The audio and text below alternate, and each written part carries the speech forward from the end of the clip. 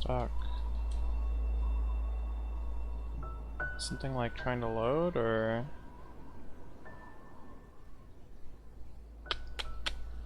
Let's just kill it and try again. I don't know what's going on there.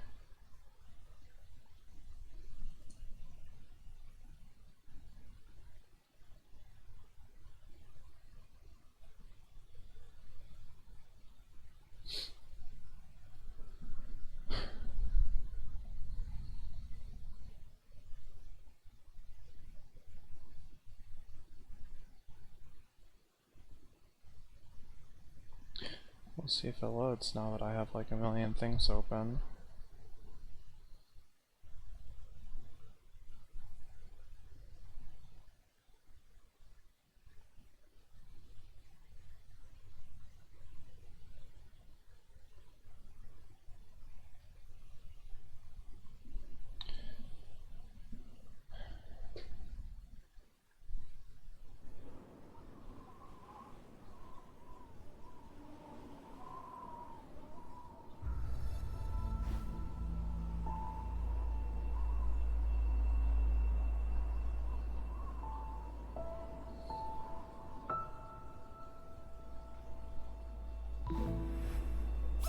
There we go.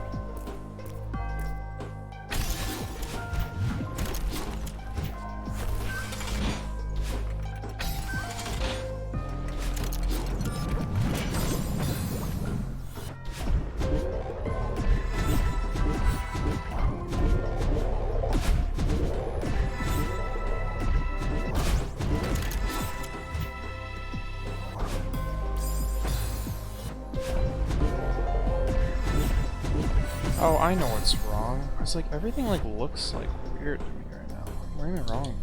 Or classes.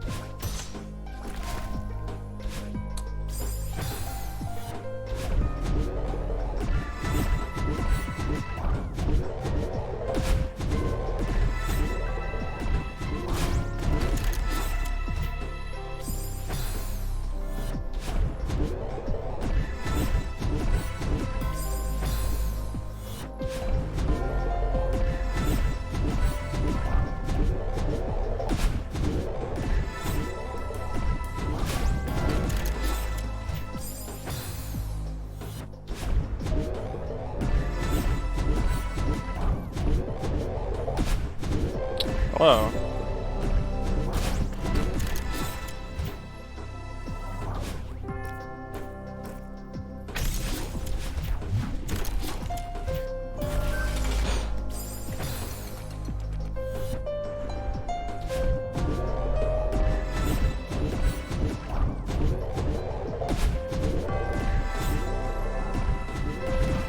Oops.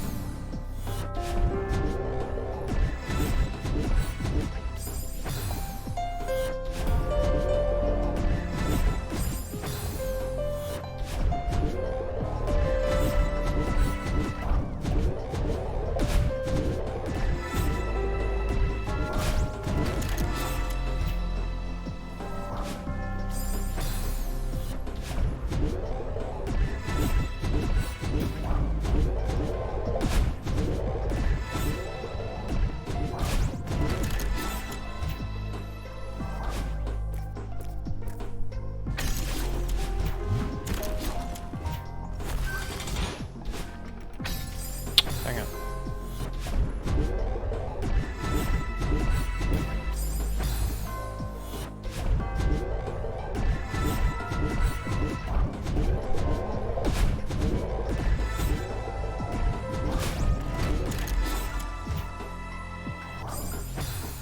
Really bad at that feather part. Oh, because I'm just really bad at feather.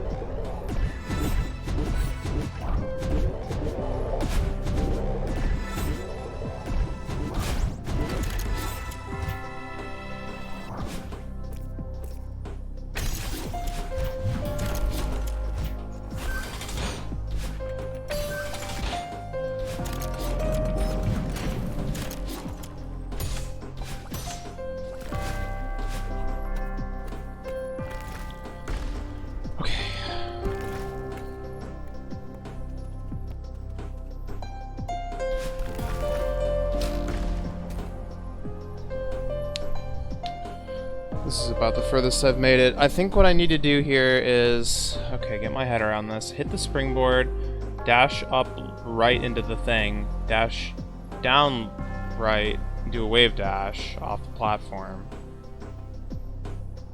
And then I'll be grabbing that wall that you can kind of see in the top right corner of the screen, and then just kind of hopping onto that little platform there. And hopefully getting over the wall as it falls, I guess. There's no way this is gonna go well, but... Oh, no, there's a button under it. Okay, that makes sense, too. A little easier than grabbing onto it, honestly, so... It's fine.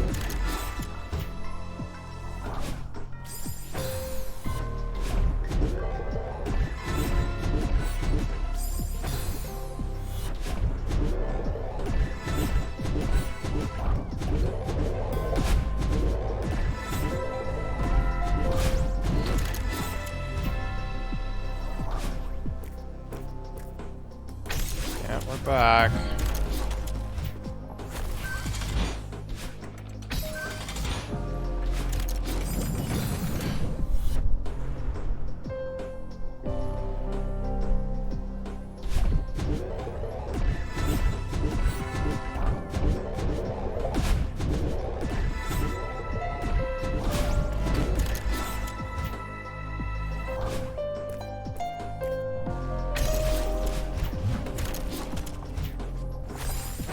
Yeah, I grabbed that way too low. Which was actually a result of grabbing the other thing too low.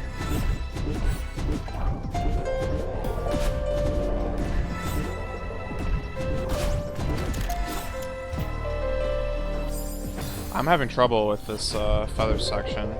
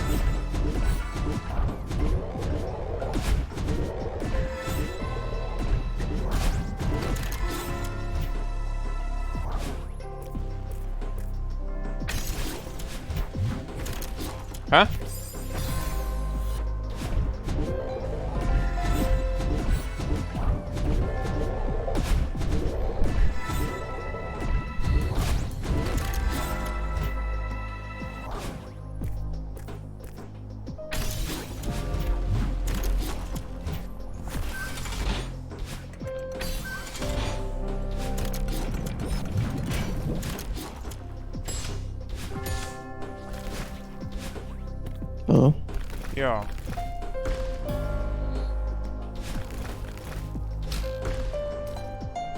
What's up? Not much. Same. Can't listen to the music anymore.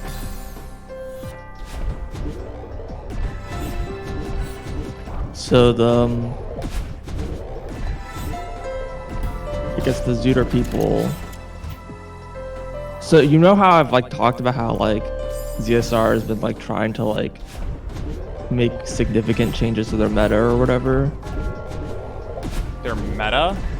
Yeah, in the tournaments. Oh. Sure. Like the whole thing where they basically like replaced everyone so that things would be like different than before. I don't know if you really remember this conversation. No, I really don't, actually. You a quick-ish rundown. So this was like a month or two ago.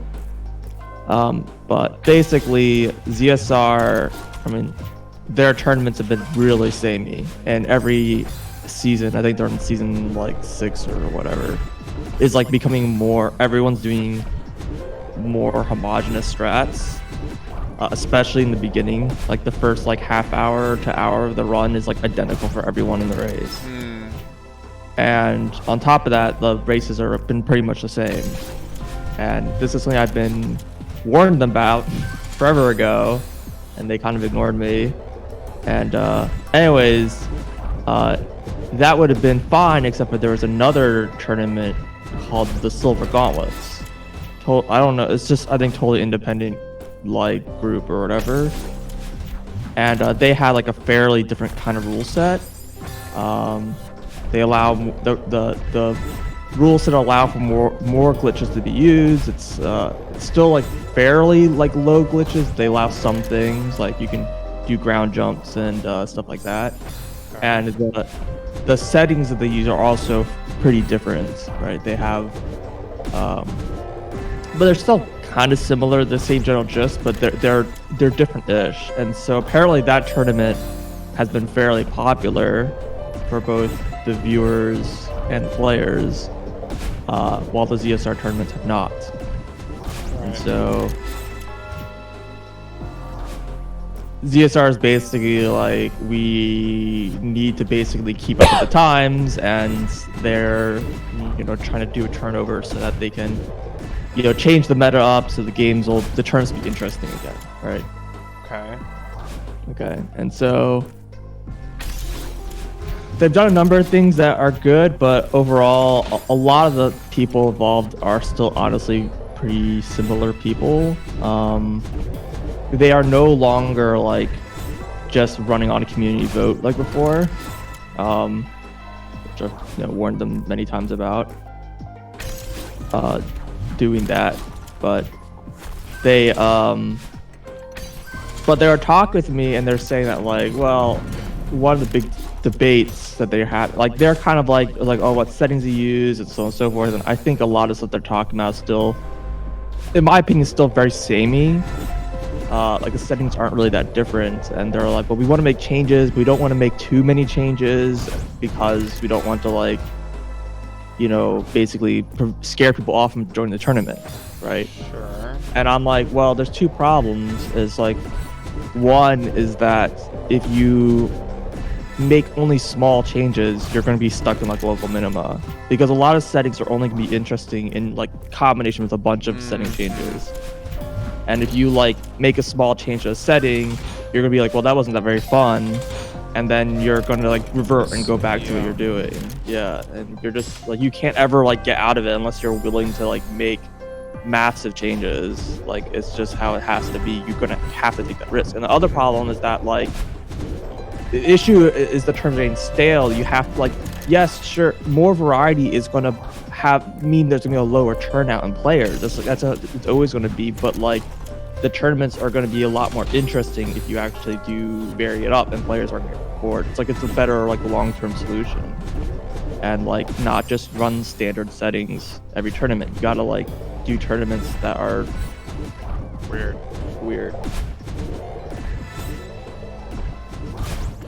That's really problematic. Anyways, So they're talking and saying like, well, one of the things that they were, I mean, this happens every season. They have some debate over very minor tweaks in the hint system of like so on and so forth. I'm just like, okay, like this isn't like, I understand like you're trying to like tweak these, but you're not like, these aren't like these like game changing like things that you're looking for, and these changes are generally pretty minor. Like a lot of changes they're trying. It's weird because they want to, because it's a race, they want to make it so that there isn't a major like luck element, and that like skill is still like a major factor, and that a player doesn't win just because they got lucky, and that's like what happens every race or whatever.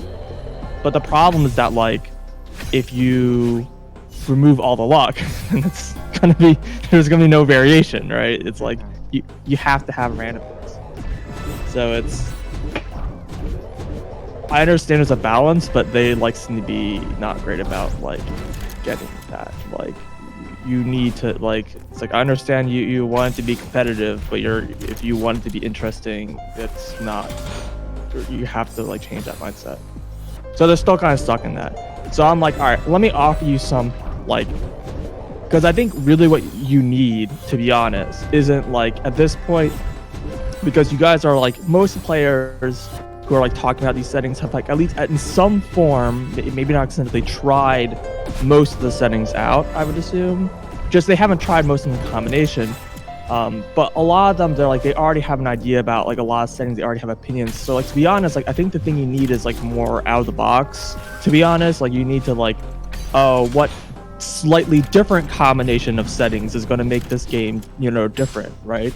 Like you need to start thinking about like what new settings that don't exist, or like functionality that doesn't exist, like what is that going to make it? So like I gave them a bunch of ideas, and they're like, oh, these are actually pretty interesting. And because I was getting ideas of things that I thought would be pretty easy to implement, because I was trying to focus on like a specific issue, like because they're saying that there's kind of like a couple major issues they're talking about, and one is that when you get to the mid and late game, you kind of end up getting to scavenger hunt mode, where it's like you're looking for the one item or whatever, and like whoever stumbles upon it first wins. Then it's like kind of sucky. And the other one is that the beginning game is like their current route. It's like the same for everyone, and that's partly because of they don't use song shuffle. Gross. And so on and so forth. One second, I'm gonna do something.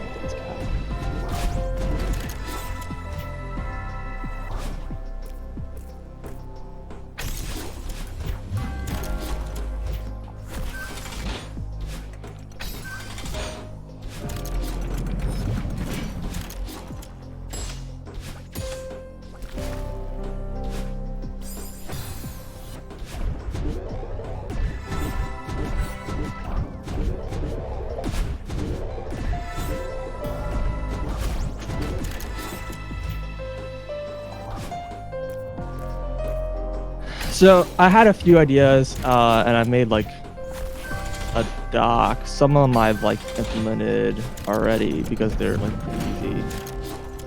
But for like the end game one, it was just like, and it's like I haven't. These are like all things I haven't seen any rando do. So a bunch of them are very OOT specific.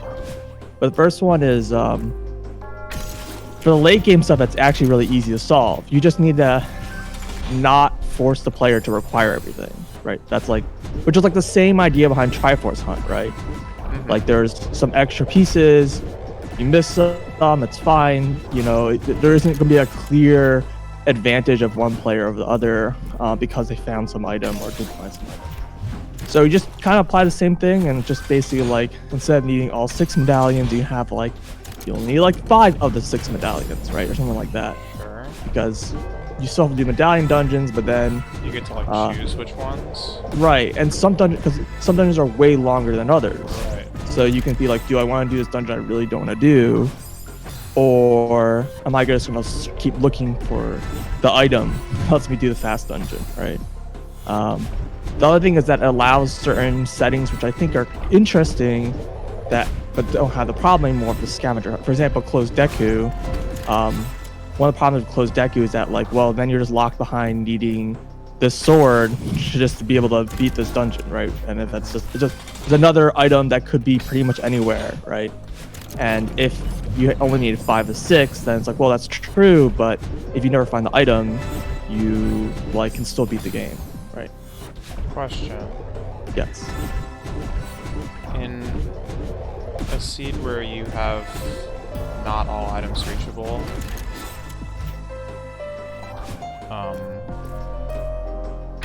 enable. So there may be missable items or whatever. Would you still be able to get all 6 medallions, or would you potentially only be able to get as many as you need? Yeah, so that's how it works for Triforce Hunt as well. The logic expects you to need everything. So you need all to be able to get all Triforces. All Triforce pieces, even though you only need like 60% of them. Got it. Yeah. Okay. So it'd be the same for this. Is like you only need 5 to 6, but logically it expects you to have 6. And one of the big downsides of this is that it kind of breaks hints. Well, it doesn't really break it because we already have a thing for Triforce Hunt, which you lose the term Way the Hero becomes Path of Gold is the term we use, which basically just means that like if you wanted to get all 6 medallions or whatever, you have to go to this location, but it might be possible that that's not true because it might be skippable, right? So it becomes those hints become slightly weaker. I mean, in general, usually even if you weren't going for that dungeon, those items are typically pretty good. So it's not like the hint is like terrible, but it could be some like chain item, like it could be like slingshot or even like it could be like slingshot or like some other like item that chains into another item, so you've like no idea like what it's going to lead to, right? So it's I don't know how significant an effect it'll have, but it will make hints slightly weaker, but at the cost of at the benefit of having a little bit more flexibility and a little more player choice. Another downside though is that I think that it might devolve, especially if you don't play with closed Deku. There's going to be certain dungeons that are going to be like never done or always done, right? Because that's my fear. Well, apparently some dungeons are like known for being particularly long, like Forest Temple. So it's like if like that might be a dungeon that people will just like skip most seats now, and it just like I'm afraid that will just evolve into, instead of having players have this choice and there's a variety, that most seeds are just going to devolve to we just pretend this dungeon isn't a medallion dungeon like every seed kind of thing, right? And if that like consistently happens for all players, then it's not going to really have an impact. But personally, I think there's enough variation in the item progression. I mean, you may have to go there anyway if there's like a required item, you might need to go there anyways, but more important, I think there's enough variation in item progression that like if a player is in a situation where like I can do 5 dungeons and there's a dungeon that is a medallion that's fast, but I don't have the items to do it, I think players are going to like go for the 5 dungeons they know they can do, then risk the scavenger hunt, personally.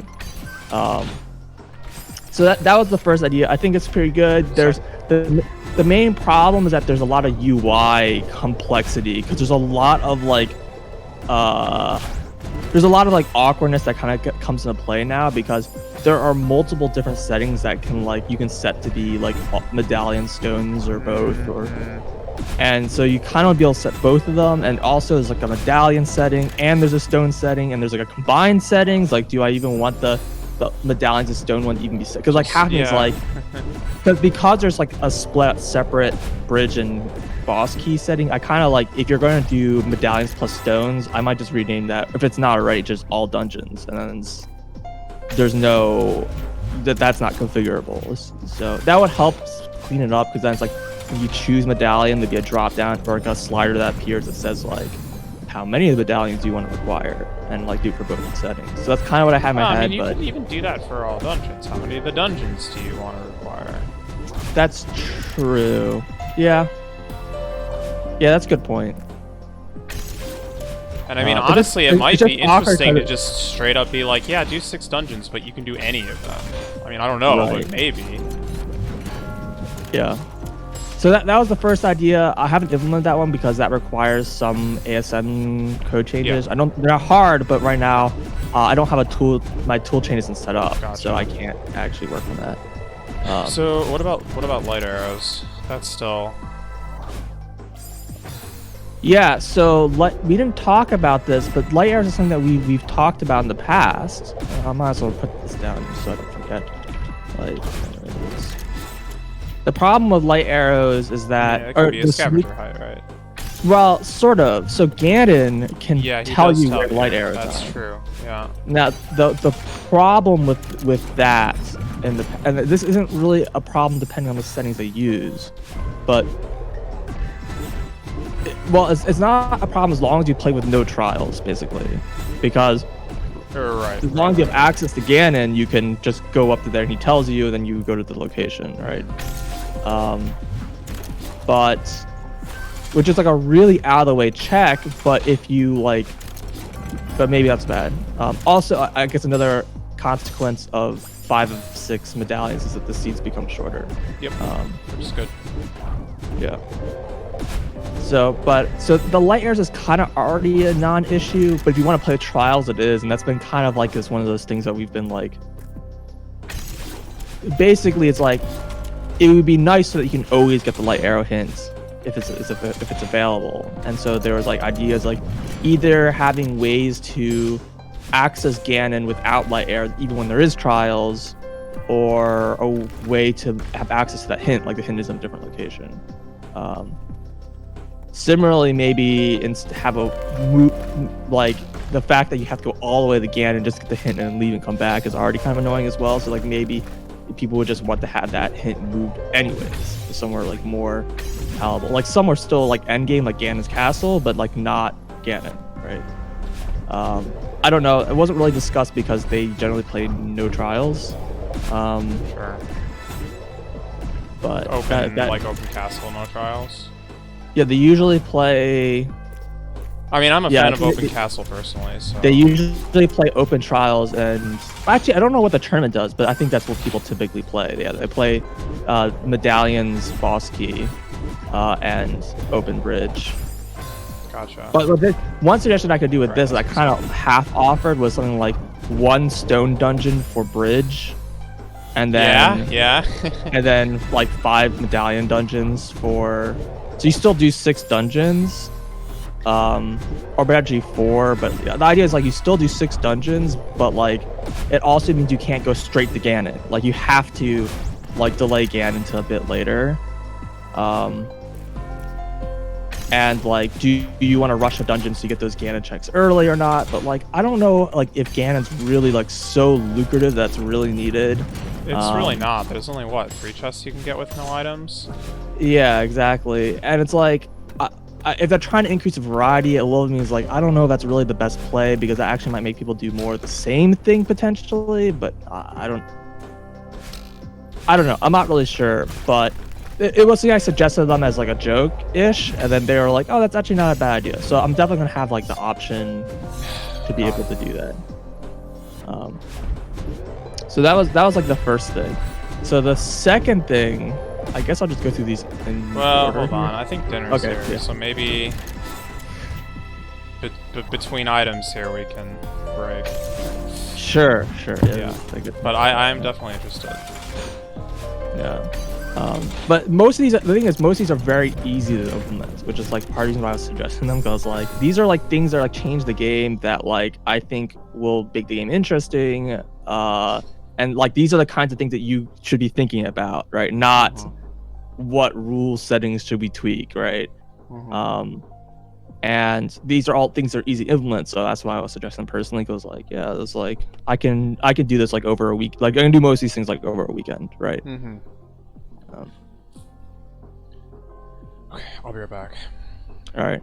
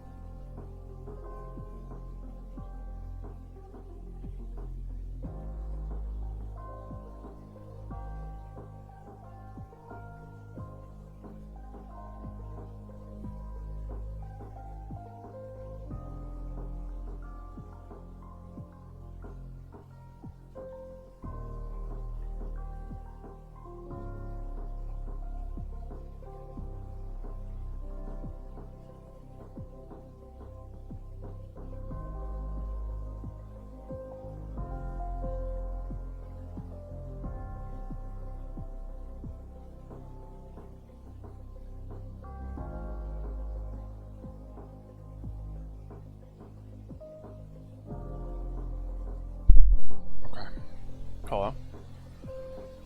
Mm. I'm back.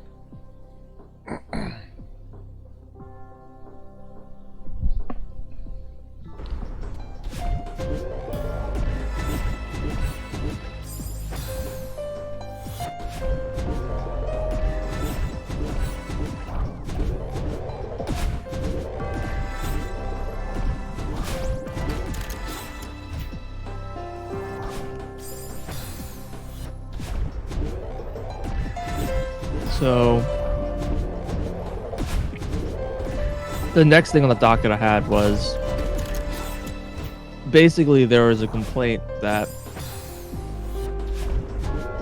basically there's too many hints, which I said, okay. And part of it is that the tournament setting's been trying to like make the hint system like that exists work with the number of hints that they want. They have this whole thing where they have like these duplicate hints because there's so many hints that someone might get a really good hint and someone else will just never find that hint. And so they want to have duplicates so they can make sure everyone gets all the hints. But then it's like that has a number of problems, and there's also like even with that they're saying that there's just too much information in the game now. They're saying that their argument is that like with the amount of information that is in play, players like can make too many like decisions. This is the very end. Yeah. I'm gonna have to figure that out slowly but surely. Rough. Yeah. Because I don't know where the keys are gonna move. It's a juggling act. Okay, so too many hints. So wait, hints, hold and they're on. also Too many like hint, about just too many hint locations. both. They said there's too many hint locations, and then the main complaint, the starters, they said that they when grottos are changed so that they're all totally unique, so they all have their different hints. It increased it to like 10 more hints or whatever, and It's more than that, but yeah. no, there's 11 grottos, and they were all shared, so Yeah, I there's knew 10 that. new hints. Okay. Oh, I see. Okay, got it. And it also meant, but like one of them is like a cow grotto, or at least one of them's a cow grotto, so like no one ever gets that hint location. So it's like, anyways, they were complaining that they're saying that like, is there a way to make it so that that can be reverted as like option or something, because we just think there's too many hints in the game now, or too many hint locations plus too many hints. Right. But mostly too many hint locations, because they balance it so it's kind of even with the number of hint locations, but now there's like a ton of hints. So I was like, well, let me just ask a different question, right? Because it sounds like what you want isn't quite what you're asking for, which is typical. That's like normal request behavior, I think. I said that like, well, ignore like the hint stones for a minute. I said, how many hints, like just straight up, how many unique hints do you want?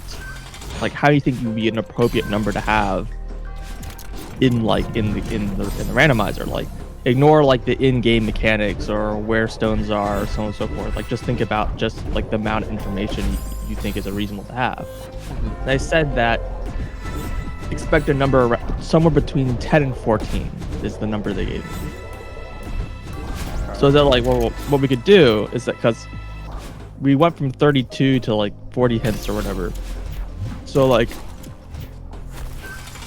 there used to be way too many hints before, right? That's why you had the duplicate hints. Right. So what if we just reduce the number of hint locations so that there just was an appropriate number of hints, and then you had no duplicates, and then every time you check a stone, you know you're getting information, and you don't have this like, am I getting duplicate information? Is it worth my time? Because I already have like, 80% of the information now. Like, do I want to spend time getting probably duplicate information now, right? Like, it would be nice to have it so that there's just no duplicates, and you can just like always know that what you're checking is going to be information, whether it has good information or it's not, but it would always be new information, right? And so what I suggested is that, well, what we can do is, I don't want to remove actors, obviously, but what we could do is we could just make it so that similar to how grottos used to behave, we can just have a group of hint stones share the same message, right? It's like not, it's actually very easy. From the implementation side,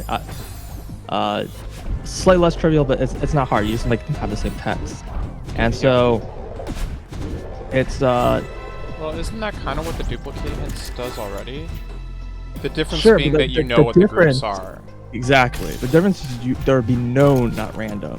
And so like you know which hints would provide you with information that you haven't gotten before, right? Right.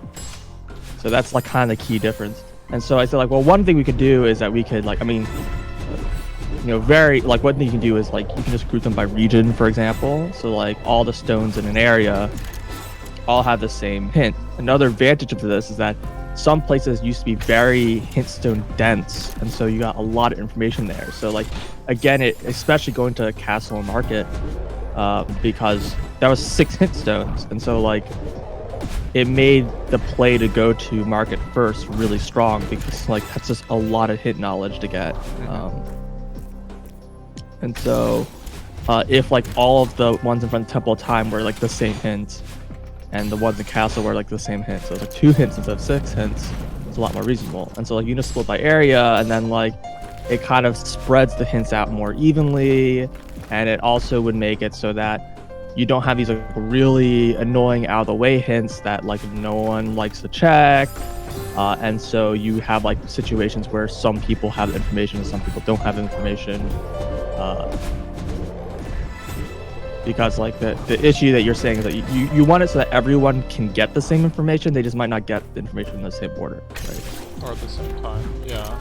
Yeah, at the same time, right? So like you can play for like the getting the hint information sooner, but you don't want to punish players who just don't get the information at all. So that's kind of like their goal. So that's my suggestion. Some people were like immediately like, that's actually a really good idea, and some people were like, oh god, that sounds horrible, and you know, pukey emoji, etc., etc. I'm just like, well, I mean, let me know. And like how you want to split up's up to you. Like if you split purely by scene, I think you end up with 17 hint locations. There's like 17 different unique scenes that have hint stones. But there's like some you can group it further. Like you want to get down to 14. Like for example, you know, Lost Woods and Sacred Forest Meadow could be combined, or potentially with like Kokiri Forest, and like Death Mountain Trail can be combined with Death Mountain Crater and stuff like that. The only thing I'm a little wary is that a lot of hint stones have no item requirements, and it would be nice if, like personally, I think it'd be nice if like hint stones that had like item requirements still like had that. So like I personally would think that Death Mountain Crater being unique is good, just because it requires bombs, while the trail doesn't. But in either case, that's my second suggestion. Implemented. I've already implemented that. That wasn't too hard. Wait, I had a. The Death Mountain Trail one does have. Are you talking about Goron City? Oh no, you're right. It does have I was requirements. gonna say it's Song of Storms, right? No, it's the one that's just on the wall. Like all the wall you climb right outside of Death Mountain Crater. Oh, no, that one doesn't, but I guess, okay, yeah, fine. Well, you need a way to get No. up there. Oh.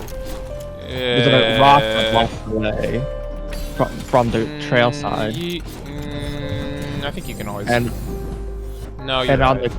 on the crater side, it's the crater side that has lower requirements. Basically, there are ways to get there without explosives. So, for example, if you have stop lagging, please. If you have a Also strength, I think you can get there with strength upgrade. You can also get there with hammer as adults, but you can't get the one in crater. Well, so the requirements are different. You don't need anything as an adult. Those boulders are just gone. Oh well, people usually play open door at time. Then yeah, that would have no requirements. Yeah. Okay. Okay. So yeah, I kind of like an idea of separating those, but I'm not selling that. This is up to you guys. I've implemented this. I want you guys to like think about how you want to actually split this up, or if you even want this feature, right? And right now, we're kind of just having only applied to the tournament hint distribution, so the rest of it is unaffected, but it's abstracted in a way that's easily you can change this for any of the settings. Like it's just part of the hit distribution set, and apparently they've very recently merged in a thing where in your I don't know if it's a planned or a setting thing. I'd have to check, but there is a way to supply a custom hint distribution without a code change. So that's kind of cool. I mean, I don't think it's very intuitive. I don't think there's like a UI for it. So you have to like JSON it up. Yeah, and then some of the format's a little weird. And the main problem with it is that they added some things to it. So like you can mark locations and items to always be hinted, or mark locations and items to never be hinted, which is kind of interesting. And you also have a way to like manually like write hints in, like messages into locations, like Plando locations. So I don't think it's part of Plando just because Plando already has that feature. So I assume it's like part of the settings or its own thing. I haven't actually looked at the UI. I was just looking at the code side. So it's like, oh, this is apparently a thing, because I was changing the hint stuff and realized I was like, wait, this is different. Also, looking at the hint stuff, I was like, I have no memory of writing some of this code, but I like know I wrote it because no one else would have written this. Like, I was reading this stuff about like, there's a whole like distribution formula, like a math formula that like determines like what are the odds, like every draw, what are the odds of like what type of hint is it going to draw next, right, for not part of it. And that has this whole like complicated formula, and I'm like looking at this, I'm like, don't remember writing this, but like there's no one else in the community who would write math. Like that just doesn't, there's no one else here. I mean, unless it was me, but it wasn't. No. It was way too recent for you. Right. Yeah, but I was like, man, there's this mood right now, just like not even recalling this code.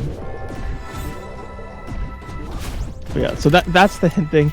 The other alternative is, I didn't seem super on board with it. It's just you can just set certain stone locations to just be jump, right? So it's same kind of deal, but it's like just like remove these stones in the game. Only these specific ones have. But I wasn't as big a fan of that. I like the players having a little bit of options, and I also like it's easier to describe instead of like these and these locations are like hints. You can just say like all the stones in like the same area have the same hint, right? It's like a lot easier to describe, and like you can make from there you can clarify that like these are the same locations, but like generally it's like a pretty like rule. It's an easy rule to just kind of follow, right? Right.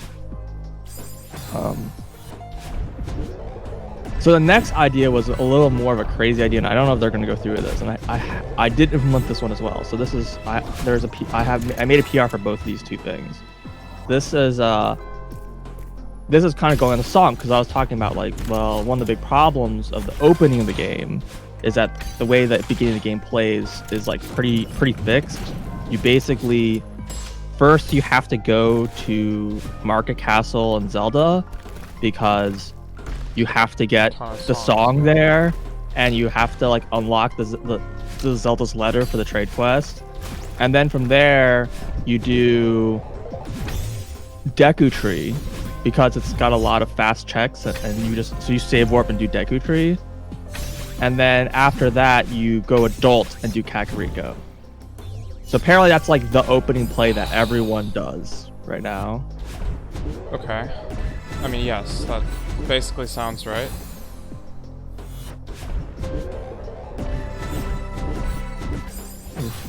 And that thing is real intense. Like there's a certain amount of like leniency they give you, but it's like, boy, well, so much. Don't really know what's happening. Yeah. Like, you don't know where to go. That was kind of like that stage that those comes from. There was like 3 of those, and each of the rooms were like, they're pretty interesting. Like just like you look at the rooms and you're like, oh, okay, these are like the safe moves or whatever. And like once you've like used a dash or whatever, you can only do like certain things that'll be safe. Otherwise, you'll basically just run out and die or whatever. Oh, the other thing is you can't grab the wall. There, it's just they patched grabbing out of that stage. I see. So you yeah, can't you just grab sit the on first you can't key. just sit on the block. Right. You grab the first key, it splits into like 4 keys, and then every time you touch the key, it like moves to a new location. And you have to get like all 4 keys, like, I don't know, 4 or 5 times or something like that. This one seems a lot easier, because it seems like it splits into 2 keys, and there are only 2 times. Maybe it was 3, I kind of lost count, but it's like, it doesn't seem like it's gonna be that bad. But yeah, you just kind of like, it's like, you have to devise your own, route or whatever as you like kind of figure out where things are gonna be. Yeah, it's a little hard to like plan ahead. Yeah, exactly. But it was a thing where I was like, yeah, you know what? If I like didn't like luck out at the end of like a couple of these, like I could get the like Deathless Berry on this stage like really easy because it's not hard execution. It's just yeah, because they seem kind of lenient with like the availability of the dashes. Right. At least in this case. Yeah. But I kind of stopped going for Deathless after World 1. Obvious reasons. I think you were going for occasionally in World 2. I got 1. Yeah, that's right. Oh, okay. It was easy. Infinite Fall 1 yeah, or whatever. That one. So anyways, so I was crazy thing. I was like, right. one of the main things that to fix that opening is just like shuffle songs, right? Yeah. That will like immediately like close Deku would help going for Deku, obviously, which would be kind of fix the thing I mentioned earlier, and shuffle songs would fix other problems. So normally the complaint I hear about shuffle songs is that songs are so good in the game. They're basically the best items in the game. That's the argument. And making them not at song locations means you just, in general, have fewer songs at any given time. Until maybe like end game. But generally, for most of the game, you have fewer songs. So it like sucks having like fewer good items, and that makes the seed slower and potentially constrains routing, especially since like warp songs give you a lot of routing options, even if they don't really give you much logical progression, right? Sure. And so I was like, well, why don't? So normally the response is that why don't we just make it so you start with like a song or two, right? And they could be like random or whatever. Like that would mitigate that issue, even though it's a little jank. But then I heard a new argument that was interesting, which was, let's see if I remember exactly how it goes.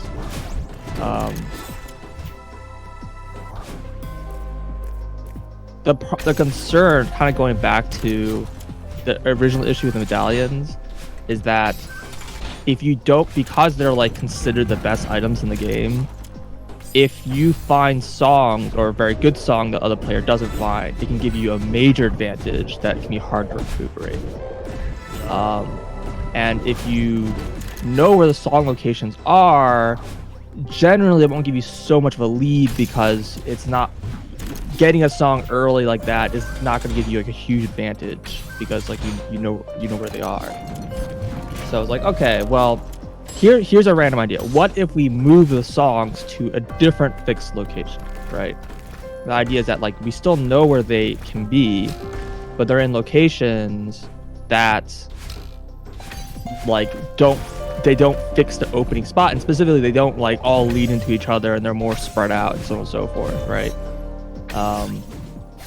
My suggestion was, why don't we put them at the end of dungeons, right? So like when you instead of the boss heart, yeah, right, you get a song, like guaranteed a song. And this would also have the extra effect that it encourages players to dive dungeons, right? Because now it's like, if you know the best items are like for sure in dungeons, like at the end of a dungeon you're getting a song, then players are going to want to do them. This would also include mini dungeons as well, because there aren't 12 dungeons. There's still one short. There's only 11 total dungeons and mini dungeons, and so I said, well, the 12th one can be at Zelda's Lullaby, which I'll kind of get back to later why I chose that location. But I was like, I need one in some other location. I don't know where to put it. But there's a few other ideas that could be. A lot of the normal song locations are like locked behind like medallions. And I don't want to have a dungeon give you multiple songs, which is like a little weird. Yeah. And I also I think people do want to have songs in the beginning, so I don't want to have like no songs for a long time, right? But this will like encourage people to do dungeons, and players will know where the hints are, and it will give a lot of variety because you can choose which dungeons you want to do. Will have a big effect on like we do, and that will like play really well together with 5 of 6 medallions as well.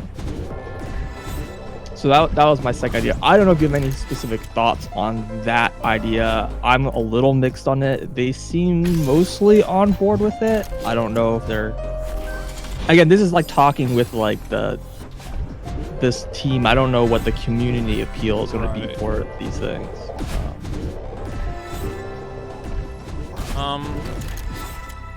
Well, my concern with that mostly is just that it would...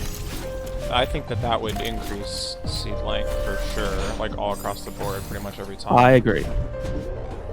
They actually don't seem too concerned about seed length. Sure. But I also think that like it would make it like much more likely that you must clear like more dungeons. Well, yeah, yes. Maybe even all dungeons. Yeah. Which... Yeah, I do think that's true. Yeah. That's something that also seemed kind of mixed. Some people actually didn't think that's so much of a problem, but... I mean, I don't mind the idea of having, like, the songs in fixed locations shuffle amongst themselves, and I honestly wouldn't have a better proposal in terms of, like, well, what makes any kind of logical sense, but... you think that the dungeon... that's just too, like... Too deep. Too deep, yeah. I think that's how I feel about that. So my other idea is like maybe instead of putting them in the mini dungeons, we could do something like put them in the end of dungeons, which is 8, right? And then you can put the other 4 somewhere else that's like more accessible. Sure. That would be my other idea. So I mean, it's still, I think no matter what, I mean, you're putting more items in dungeons is always going to increase the odds of all dungeons. I suppose, yeah. Well, at the end of dungeons, that is. Yes. I mean, they can put randomly in the dungeon, I guess, but... That seems rough. But I don't think that's better. Right, I agree. Well, the idea is that you know where they're going to be. That's the important thing. I mean, I don't know how true this is. I was like thinking about this because they were saying this earlier, and I was just like, I don't know if this is really that true. It was like normally with the normal song locations, you actually you don't really have a lot of like knowledge you can have about which songs are which, except for like 2 songs which require medallions. So like usually the most common one is the Burning Cack because that requires 3 dungeons. So like if there's any songs that are required for those dungeons, then you like know that song can't be there, and it's also in like the last place you check. So like by the time you get to that point, there's probably only like 4 songs left. It's usually pretty easy to eliminate down to 1 or 2, right? But most of the locations you pretty much have no idea, right? So one kind of nice thing about the dungeons is because some dungeons require songs, you can now like say like, okay, I know I'm not gonna find like Zelda's Lullaby in say, Jabu or Ice Cavern, right? Right. So there's like those kind of things you can say for a bunch of the songs that like might also help, because then it's like, well, you actually don't need to do all dungeons because you can like logic out where certain songs can or cannot be to some extent. But oh my god, it's done. All right, last room, maybe. Oh god, that timer. Holy shit. Oh Jesus, I'm only halfway through the room right now. Oh, it's a rhythm game room. Well, that was expected, but yeah, I'm not taking any of this in right now, but Are we gonna really end on Neum? Are we really gonna end on Neum? Oh my god. Wait, you just go sailing off into the sunset at the end of this. I don't even know where... okay.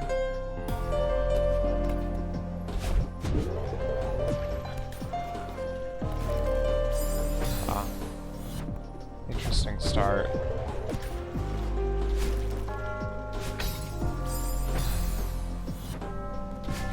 But yeah, I implemented what was suggested in the PR. I don't know like what the best form of it should be. So yeah.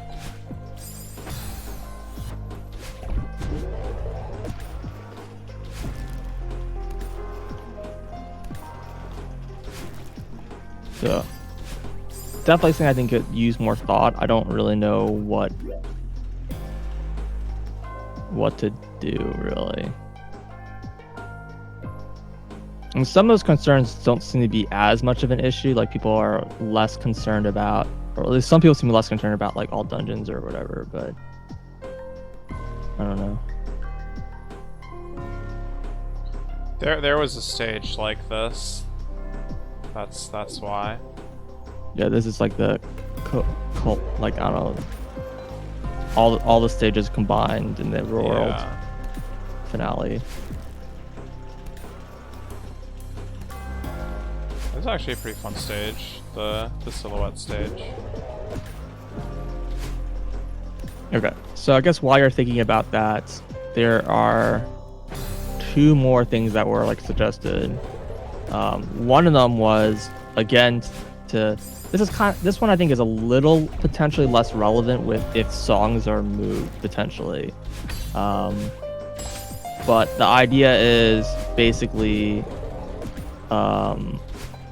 all of the Castle Garden Zelda checks or whatever are just given to you for free at the start. So you start with the song, you start with Zelda's letter,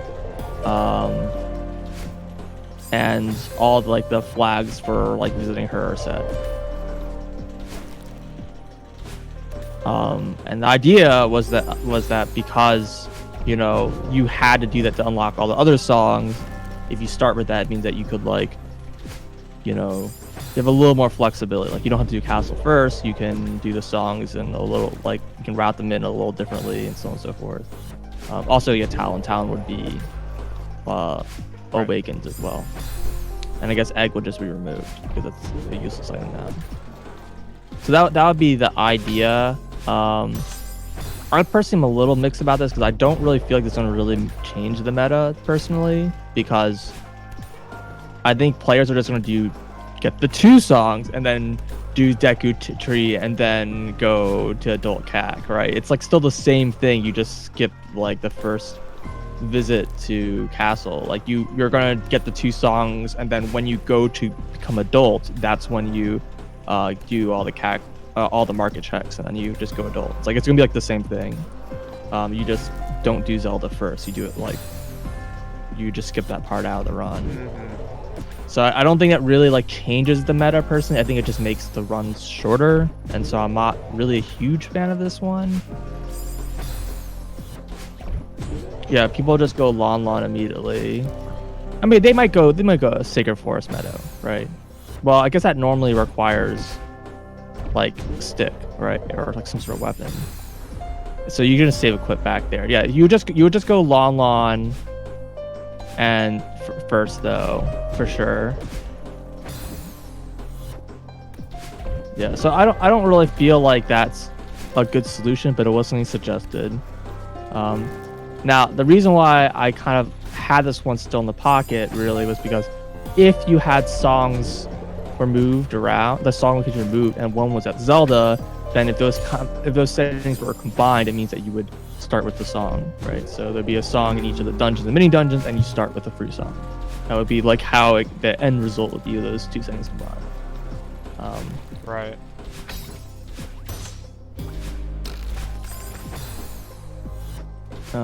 Yeah, I mean, there is, I don't know.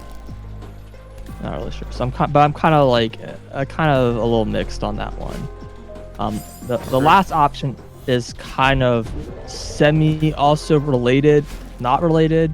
And this has been suggested in the past, and there's been a PR for it, and I was kind of a long time ago, and I was always kind of mixed about it, which was basically, again, kind of related to the opening, is to basically have the mask shop open initially, so you don't have to do the whole like initial trade stuff just to open the mask. You just go and buy a mask right away, which means there wouldn't be a Zelda's letter and there wouldn't be an egg again. Or if those items exist, it's not a big deal because you can just go in the shop and buy them again.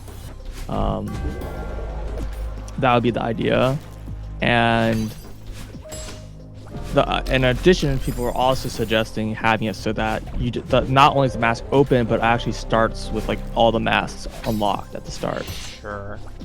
And so there's just no trade quest at all, and you just go and you can just, those checks now are a lot less annoying and much faster. You can bring Mask of Truth check back into the playing field if you really want to. It also means that the bunny hood is like kind of in play again, which would be kind of nice. It's like one of those like neat things that you can get a bunny hood that like literally never is in play because no one ever does the trade quest that far, right? Master Truth isn't in play, so there's no reason to ever get it. So that's kind of an interesting idea. My main downside is that like I don't like the idea that like basically the only mask checks now are going to be the 2 Deku Theater checks, which since you can only carry 1 mask at a time, it means that you just literally have to make that trip twice, right? Mm-hmm. So it's well, like I mean, it could be interesting routing, but it could be interesting, and it's like it also means if you plan on delivering it, then you can't have the bunny hood still. So it's like, oh, maybe the bunny. Wait, what hood does the still bunny hood even do for you in this game? There's been a change. This was a long change ago, but it acts like Majora's Mask. What? Yeah, it gives you a speed boost. That's awesome. Yeah, but only as child, obviously, and it's like it just you just never get the item. So it's that was a feature that was added like forever ago, and it just like no one really ever gets the bunny hood. So yeah, one idea in addition is, and this is code I've written in the past and other people have written in the past, like it's a very, very easy piece of code, is just allow you to have multiple masks and you can just cycle between any mask that you own. Sounds awesome. Yeah, that would be the idea, and then you can just like, but you still have to like what, purchase them at least, or you still have to purchase them, yeah, and you can like when you deliver them, it like removes them from your inventory. See if I get it again. Not that that's really that relevant, but I guess it means you don't have like a source of infinite money by just giving the same mask. Because in theory, because I'm pretty sure you can actually. I don't know if you can. Can you deliver the mask after you've? Oh, okay. Well, I mean, I would strongly assume not. But that would be the idea, because then you can still you don't have to make 2 trips to the theater, and you don't have to, and you can actually have the bunny hood for real. And like the only real downside is that you just have to have the money to buy them, right? Mm-hmm. One of my big problems I have with this though, with this is potentially that if we're trying to make people not go to market first, this doesn't do that, right?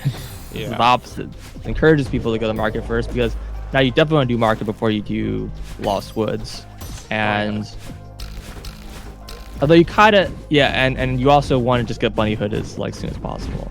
Although I mean you might not have the money, right? Like because there's a bunch of shops there.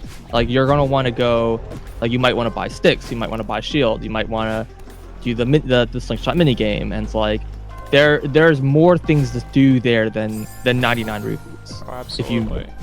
But so there's also more than 99 rupees there. There's in fact infinite money right in the vicinity. So it's kind of like. Interestingly, I like never see people grind there. That's like not, people just don't really grind in the current meta in that location. I mean, sure. Yeah. But yeah, that's kind of like my concern. Is like I think it kind of helps ameliorate one problem, but it also like makes another problem worse. So it's like, but maybe like with these settings combined in conjunction, they kind of balance out in a way that like makes the beginning of the game like different and more open, right? The other settings that they're originally talking about before I kind of came into this was they're saying like, well, they really want to bring in some of like some of the ER options. In fact, there's a bunch of things from Roman's ER fork that he really enemy they want to bring in. randomizer? No, entrance randomizer. Oh, okay. It's like, what? And specifically, Did this exist now? there's one for random start location. So your like random spawn locations that be in your house in Temple of Time, they're shuffled to some random location, like a random entrance in the world. They think that will help change the opening. Your spawn like location as child adult is like not your house in Temple of Time. Okay. They're like a random location in the world. Yeah. And that they're thinking like that will probably change at the start of the game significantly enough that will like kind of fix the problem. But personally, I think, I don't know, ER is always a little, I think, rough for me. I think from a competitive sense. Well, and maybe it's fine. But if that was the only change and you didn't shuffle entrances, wouldn't that still be fine? Well, yeah, that's what they're saying. That was like the original idea. Yeah. And you can still do it, but it's like my concern. First of all, my concern is that with changing the spawn location, I think it potentially won't actually have that big of an impact on the routing. So like it just will mean that you're more likely to be in a really annoying spawn location that will just make the starting longer, not different, you know, because like you're still gonna go to market first, like regardless of where you're spawning. Like maybe you'll check the place where you are now, but you're making a beeline to market, and then everything there is going to be like the same, right? The main effect it'll have is it'll change some of the routing because your save point is moved. You'll like have to take advantage of the save points differently. Like one thing that'll probably change is you might not do. No, you'll still do Deku in the beginning because you really want to go to Lost Wood to get Midos chests. So you're gonna go to Lost Woods and do Deku, for sure. Like eventually, that's going to be like in your opening route. So you're going to go to market. You're going to go to the Kokiri to do Deku, and I think part of the reason why people want to go to CAC as adult is because you go to CAC as adult because then you can do DC. So it's like,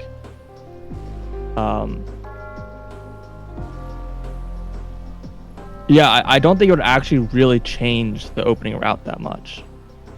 Like, I think there's going to be a slight change in the beginning, and there's going to be some slight routing changes because people will save and quit differently.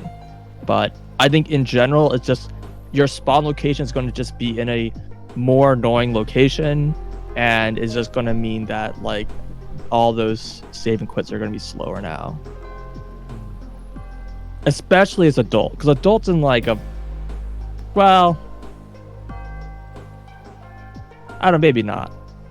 But I think it's that like child's at a location that's not at any of the warp locations. So it's like nice because if you don't have a spawn point in the forest, then like getting back to the forest as child's actually a lot more annoying, but you still want to do that check because it's so many high value locations, right? There's like 6+ Sphere 0 checks there, right? So it's like you kind of just have to do that. So, but I think that random spawn like might be interesting and might shake things up a bit, but I think it's not like the change that is needed to really make the play different. And I'm not saying that shouldn't be in play. I just think that it's these other options I've suggested should probably come in play. I'm also been like encouraging them. It's like, you need to be thinking about these kinds of ideas, like these, like, you know, these actual major changes. And like, here's some of my ideas, but you should think of some yourself as well. And like this, like, I'm not gonna do this on my own, right?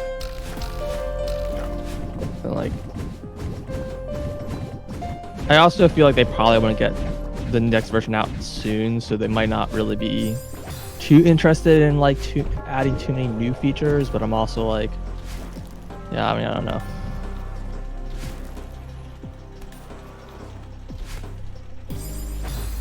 Yeah, I think it sounds like the main thing, everything involving Zelda and the Mass Shop is still kind of a little meh. I didn't implement either of those because those I think both require code changes. They might not. I think you might be able to do it with just setting flags and patches up high, but I think that Sure. Yeah. there's a lot more testing needed because I don't know exactly which flags I need to set. I don't know what they'll break by doing certain things. So like I need that one I'm a little less interested in doing also just because it's like a little more work.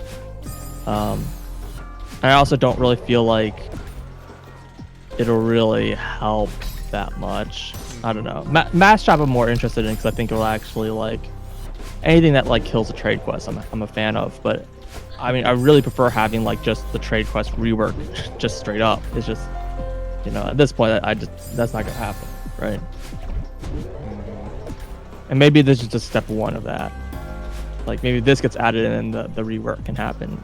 People can follow through.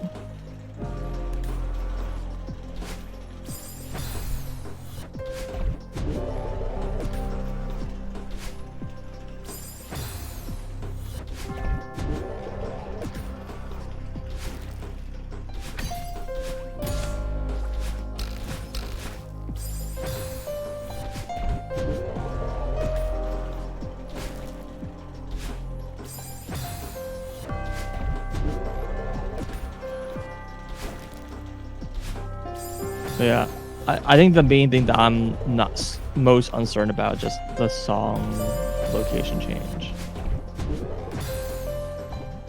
I don't. mean, I probably wouldn't play with it, for example.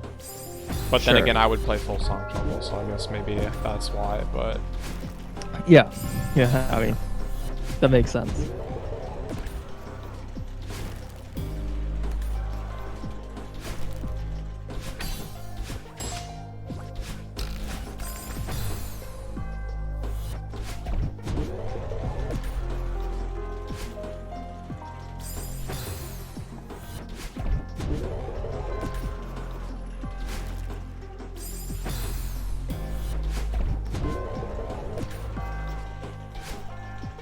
Yeah, I don't know. I'm like really like I feel like it's an option that has some strong potential, but I also like just don't know how to tweak it. right. And it's like, yeah, like what locations could the songs even be put at? That's not like, Completely arbitrary. yeah, exactly.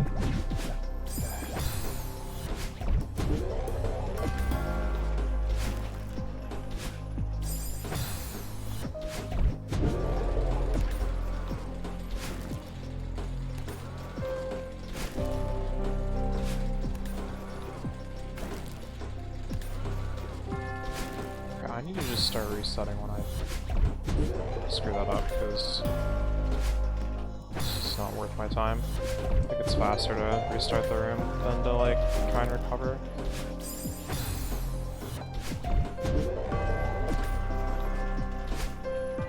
Yo.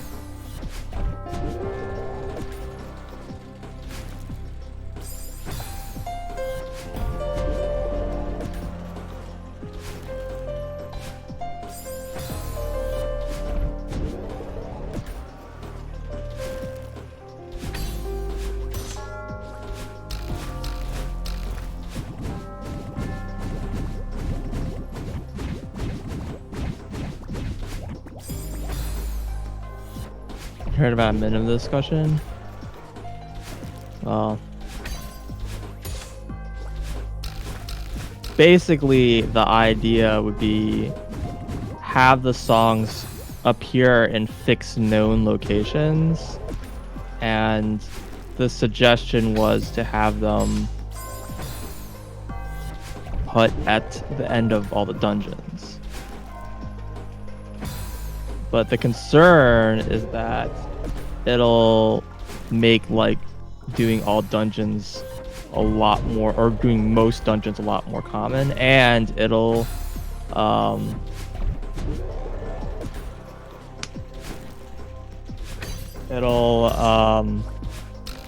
potentially lead to just longer seeds.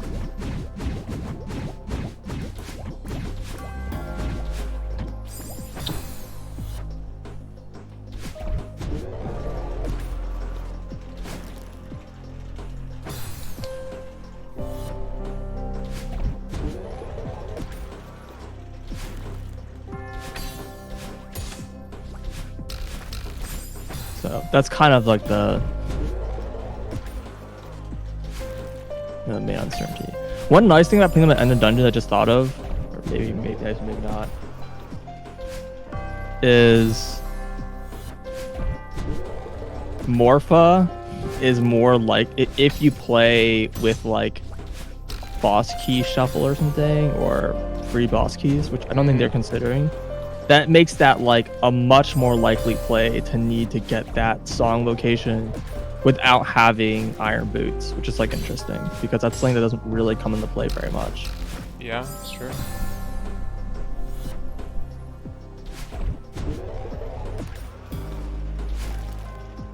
So a while ago, it was suggested to have another option, and I kind of want to explore this too, but again, this is like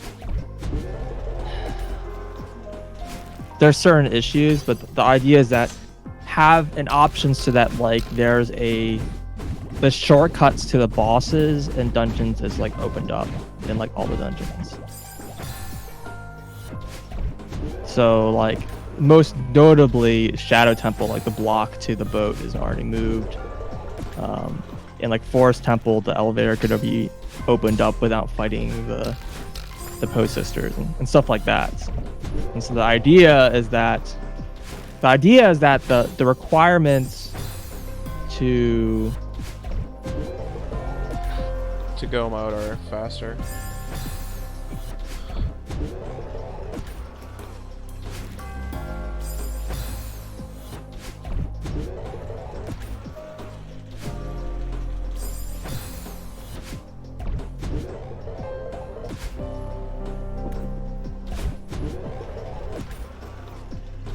Oh wow. Sorry. What was I saying? I don't know. Oh yeah, so the idea is that if you're this isn't gonna make the seats faster, it's the idea is that if you're faster. Yeah, if you want to like skip all the checks in a dungeon, but you need to beat the dungeon, that like option exists. Like you have especially if you know what dungeon's barren, like if you know that like Forest Temple's barren, it's like the most useless hint ever because it's like, well, I still have to do the whole dungeon, right? Pretty much. Like you're probably gonna need to do the whole dungeon to get the keys. You're gonna need to like at least kill all the Poe sisters, right? And like Shadow Temple is also like another really linear dungeon. Has the same problem. It's a lot of keys, very linear. You have to do all the checks. And this would play best if you play with free boss keys as well. Because if you have boss keys, then you don't have to find them. You don't have to find them exactly. So that's the idea. And I think honestly it'd be pretty good, and that would play really well with songs at bosses, right? The problem is just that ideally my goal was that the requirements to beat the bosses are the same as before, so you need the same combination of items or almost the same combination of items, and that it gave you access to, and it wouldn't really change the item requirements for any of the other locations. So that's kind of like the idea, right? So like if you want to full clear the dungeon, you still need everything, and if you want to beat the boss, you still need everything that requires. The problem is that, like for example in Shadow Temple, if you move the block, it means you can go through the dungeon in reverse, which like means that like totally blows up key logic, because that means all like the keys like basically have like double the keys. Yeah. So my suggestion was have it so that the door was one way, and so you just couldn't go backwards to the dungeon. But Rob was really not a fan of that, though. I mean, whatever. But like, I think his main complaint is really just he doesn't like the idea that like you can go through a door and you like forgot a check and you can't go back, right? So I was saying, like, what if it was like unlocked one way, right? So you unlock it and then you can go back if you play through the dungeon normally, but if you don't, then you can't go back that way, right? And then logic's mostly unchanged, but there's still some awkwardness because there are a few more checks that are available like at the end of Yeah. the dungeon that normally you can't get to. So it would really suck if you needed to get like a key there and then go back to the beginning to use the key to continue. Right. So I was saying like, well, you can actually fix that by like, I try to remember exactly what I said. I think I said you require that at least what you require that. Sorry, you require that. I'm trying to remember. I think it's like no more than one key can appear in the back, which is true normally in like vanilla, like that can happen. But you just like hard code, no more than one key can appear in those locations, and then you increase the key requirements to everything by one, except for the last door. And that would mean that playing through the game normally, basically it just means that you can play through pretending that the back doesn't exist, or you can go to the back of the dungeon to go straight to the boss. So it's like that would be the idea. And I think that work is like has some weird hard-coded code changes, and that, you know, has issues if you want to play with certain settings that don't exist. But that's a future problem. The main problem is just that having that door that gets like unlocked or whatever when you like get to a certain point isn't. I just don't know how to do. I thought I might be able to do it with like those blast web blocks or whatever. But they kind of work backwards. They don't like you hit a flag, they appear. It's not you hit a flag and they disappear. So they like I don't think any work that way. So I don't know. I feel like there's probably a way to do it, but that would be the easiest. My other idea was just like I was thinking about like, well, we just changed the door actor so it had like a new, because there's like a new door type that like has this behavior, right? It's shuttered on one side and locked on the other side, and then once you've unlocked it, it is no longer shuttered. Right. But I have no idea how to implement that. And I looked at the actor briefly, and I'm like, I have no idea how to implement this. So I was like, but that's a feature I wanted to add actually.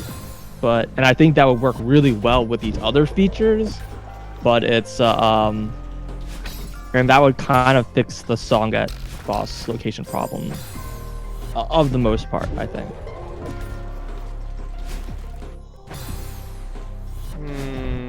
I mean, that's like 2 dungeons that you listed. I mean, there's more, right? Oh yeah. So alright. So you can do something for pretty much every dungeon. Some of them I'm a little mixed on whether I want to do or not. So for DC, you can open the mouth at the beginning. And again, that doesn't actually really change any of the logic at all. Of the like. Not really, because you still need. I think it has very, very minor changes, because I think there's like one check can be gotten with like the hammer instead of with bombs, because back there everything requires bombs. But if you have it already opened, there are you could do. That's not what I'm getting at. The fact that, like, as a child, like, you need certain things to even get through the dungeon to begin with, right? That aren't just bombs. The only thing is slingshot. Like slingshot, for example, yeah. Which you would no longer need for those backroom checks. That is correct. You would need slingshot for those back checks, but you still need slingshot to full clear the dungeon. Sure.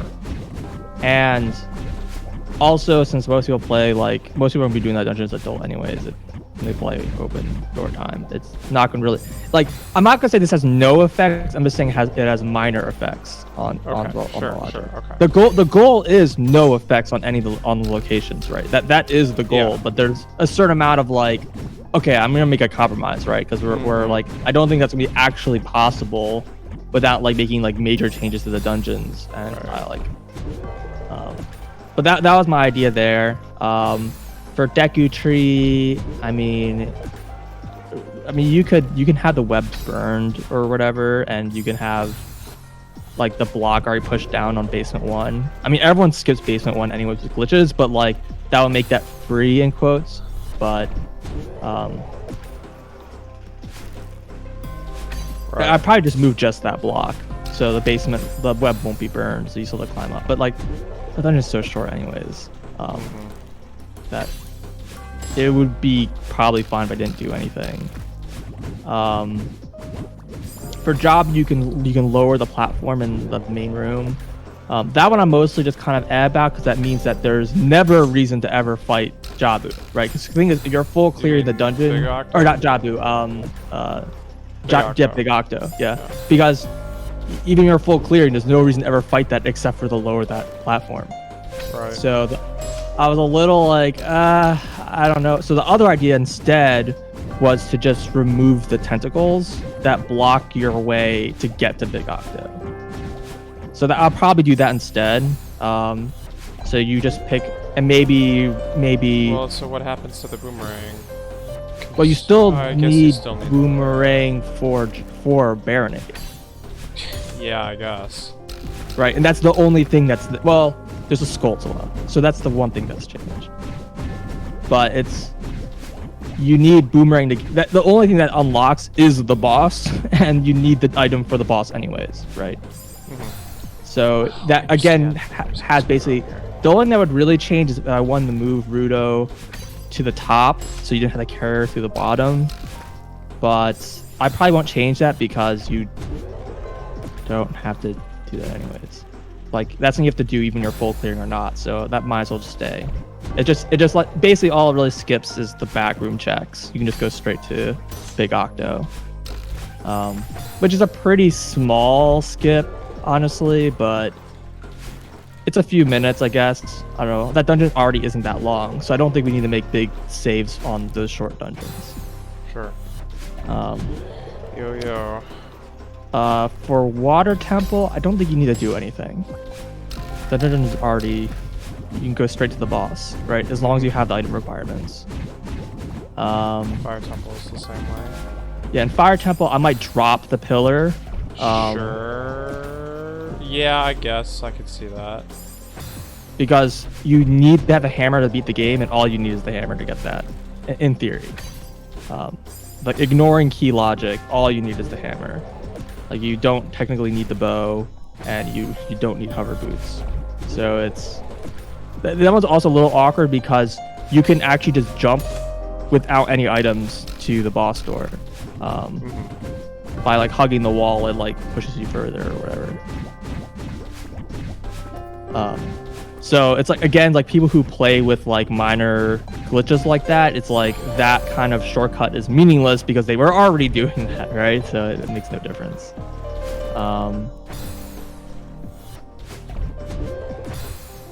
Well, the point isn't to make the dungeon faster in general, it's to make it faster just to beat the boss. Yeah, it's supposed to be just for the boss. So like if you were skipping all the checks in the dungeon, you could just go straight to the boss. That's the idea.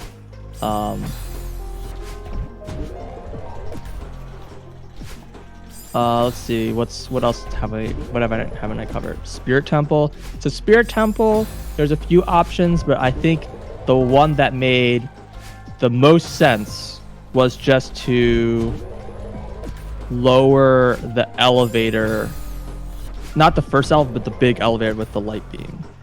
Right. Because that gives you access to nothing except for the boss, and has most requirements. Now the problem is that some of these do slightly reduce the requirements of the boss potentially. So for example, raising the elevator in Forest, you don't need the bow. Like the bow isn't required to be that dungeon anymore, which is not great. So like I kind of want to just add an eye target somewhere. Well, I mean, can't you? Why not kill the first 3 ghosts and then the 4th ghost is just there and then you need the bow? I mean, you don't need the bow to kill Meg. You sure? Yeah, you can kill her with hookshot. Well, screw that. Yeah, I would have done that, but... Gotcha, yeah. I don't know why I thought you needed the bow. No, you don't. I mean, just like hold them to you or something. I guess Meg is weird, or... Meg is definitely different. She has a totally different attack pattern than the other one. Yeah, for sure. But for some reason, I'm pretty sure they're the same actor because apparently they share health values. So that's cool. Wait, what? Yeah, there was a thing that tried to make Meg just shorter, so they dropped Meg to 1 HP instead of like 4 hits or whatever it Oh, I is, see. just because the fight was just dumb. And then it made all the ghosts have like 1 HP, and everyone's like, WTF, mate, and they got reverted. This was like a... I actually do remember this, yeah, okay. Yeah. I mean, I'm sure it probably could have been done properly, but like no one really cared enough. They're like, whatever. That was like a really minor thing anyways, so it's like... So yeah, I mean, an eye target to spawn the elevator makes sense, I guess, if that... But that would definitely be like a little bit more work. Yeah, that's my concern, is that it might be more work. But that's one of the more egregious ones, because it's like, yeah, you really shouldn't require the bow. Well, for that. and another concern, I'm trying to think about this, but in ER, even just dungeon entrance or whatever, you kind of want to make sure that, like, if you couldn't get to a boss as a child before, that you still can't. Well, you can do Phantom Ganon as child. In fact, that's like a whole thing. Yeah, you unlock the so dungeon. You can. Yeah, in Okay, ER then you it's can. not a problem. Then it's not a problem. I don't know if they changed the dungeon to do that, but you can do that as child. And in fact, apparently there's a whole strat using the boomerang against, because there is, yeah, so apparently this is like a I don't know if it's recent, but there's a strat with Phantom Ganon. And I don't know if this came from the boomerang stuff, but you can actually like kill Ganon really quickly by like one cycle him by after he does the whole like running through paintings thing. What you can do is you can shoot an arrow at him when he's like floating around the sky, and when he does it, he like blocks it, like he like hits the arrow away. But while he's doing the animation, he becomes vulnerable to the sword. So if you start that second phase when he's like right when he comes out of the painting, so you shoot him right as he comes out like that, and so he's like near the ground still, and then you shoot an arrow and then jump slash him, and that hits him, and then you can like get a bunch of hits in, and one cycle more, if you miss it, you can repeat it before he like stands back up, right? See. And you never do the Ping pong. Yeah, you never play volleyball or whatever. So apparently the boomerang kind of just does that, because the boomerang will like Also both him. he tries to deflect it, but the way the boomerang works, he can't, and so he just gets hit. Yeah, so you just boomerang, he immediately gets hit, and then you can start wailing on him, and then he gets up, you throw boomerang again. Yeah, so it just makes that, it's like the same idea, but it's like just super easy, and it only really comes up in ER, because that's the only time you can really do that dungeon as child. But I don't know what they changed to let you get to that dungeon as child, like because you still need to kill, like you still need to have the bow to fight the ghosts. So I don't really know what they like. Do you just clear as adult and then come back as child? Like, I guess that's what they do. Maybe. It just seems a little weird, That because seems like a little roundabout, but you're like right there, just beat the dungeon. But the boss isn't gonna be that much faster. yeah, exactly. So I wonder if they actually changed the dungeon, but I don't think they did. But yeah, like having a bow requirement to unlock the elevator is like what I want. I just don't. It's just a little jank, and I don't know if that's like. It's like maybe I should just live with just there's no bow requirement. That dungeon's it's just different. You just don't need the bow for that dungeon anymore. You still need the bow to beat the game, obviously, but like you just don't need the bow for that dungeon. But I don't know. That's like kind of a major. Some of a major item being missing. And Shadow Temple has a similar like weirdness, because Shadow Temple normally requires explosives to get past like the first floor, but that shortcut skips all the bomb requirements. Also skip the hover boots requirement. No, you need the hover boots to get to the boss room. Are you sure? Yeah, the room right before the boss room, like where the boss door is. I know what you're talking about. That requires hover boots. You can't just jump across those invisible platforms? I'm pretty sure. Now you're making Honestly, doubt I would be myself. surprised if you couldn't, but I mean... Yeah, maybe. There's also like, there's no hook shot requirement anymore either. like it becomes weird because like all you need is you need either the bow, or I mean, out of logic, you need bomb shoes, or you can use Pierre with long shot, right? Where does he show up over there? He's like on the other side, like the upper. There's a high platform on the on the far side. Where the hearts yeah, are. Yeah, so you can summon him there and hook shot across. I see. Yeah, I didn't know about that. Someone showed it to me. And you can shoot the bombs, right? Those are like the two ways. You still need ZL. But yeah, it's awkward because like the requirements, like, cause yeah, maybe you're saying you don't need hover boots. Like the lens suck check without them probably, but the lens check isn't changed because technically you need lens. Technically you need lens. But you don't need explosives, and you potentially don't need hook shot, and you normally need at least hook shot. You don't need long jump, you need hook shot. So it's awkward. It's awkward because like that particular shortcut is just like really messy because it changes the boss requirements so much in a way that, and it's not like forced where it's like maybe we can just add an eye switch and call it a day, right? It's like, okay, you need a bomb wall and you need like a hook shot target you have to hit. It's like okay, that doesn't really, it's like it's a lot more jank. So I don't know, I don't really have like an easy solution to that. And I don't know if that's like, well, we should accept that, like, yeah, that's just going to be the consequence, right? That you just don't need as many items to beat the boss, right? You still need all the items to full clear the dungeon, but you just don't need them to fight the boss. Oh no, you do need hover boots. You need hover boots to get across like the mouth in the first room. Because the shortcut's after that. It's after them. Whatever. Fine. Yeah. So you still need hover boots. Yeah, for sure. It's just hook shot and bombs that are normally required are no longer required. Those are the two missing items. And it's like you might need long shot instead of bow anyways, so like maybe you'll have hook shot anyways, and bombs are a pretty likely item. Like you already require so many other items because you also need magic and you need dins and you need like just to get into the dungeon, and you need nocturne. So it's like you need all these other items that maybe you'll probably have bombs anyways, so that change is not likely to make a difference. The hook shot is the one I think I'm more concerned about because that one's, I think, more likely to be missing.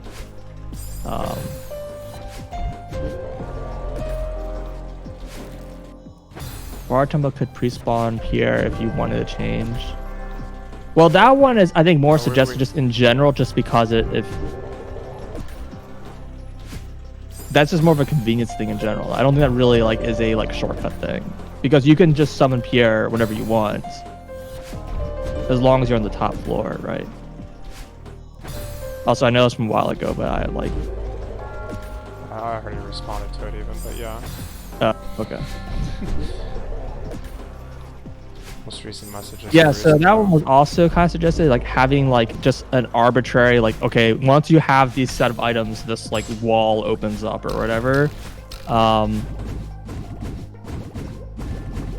That one, or even that causes the block to be moved, which that one's even worse because the second one, that second option is terrible because like if you're playing the game and you haven't checked other dungeons and you don't know, and you're playing like random settings, there's like no way to know if like what settings you're playing with at the time, which kind of sucks.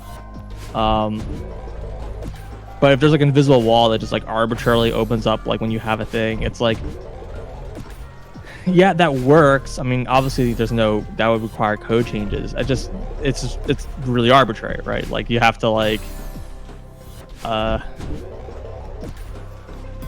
yeah.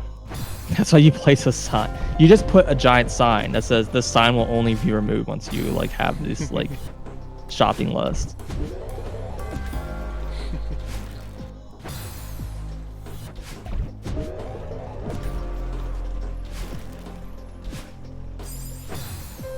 Yeah, I don't know. It like works, but it's like it's just awkward, right?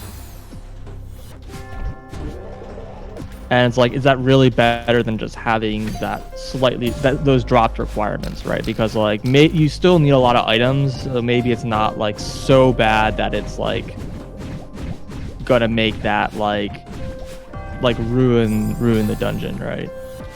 I don't know.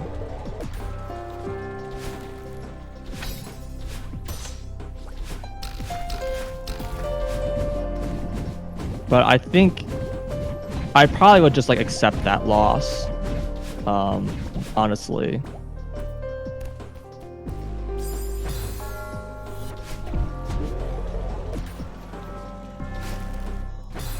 The main thing that I think the main thing that's like holding up is like it's just the coding changes to Forest Temple and to the Shadow Temple to make those possible. And there's also like the weird Python changes for Shadow Temple as well.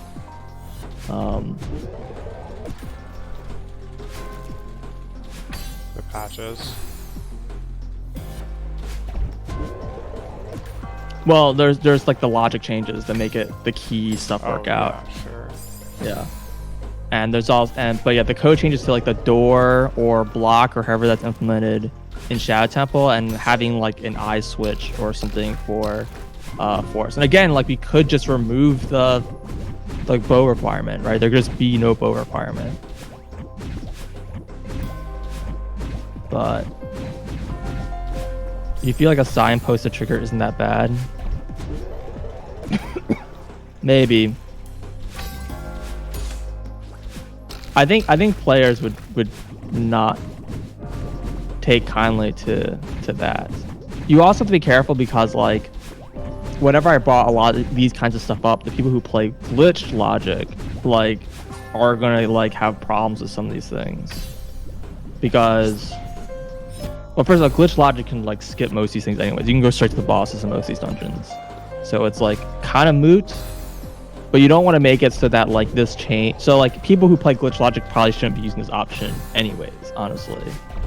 But it's kind of awkward if you like add a barrier that glitch logic can't get past anymore, and they like normally could have, right?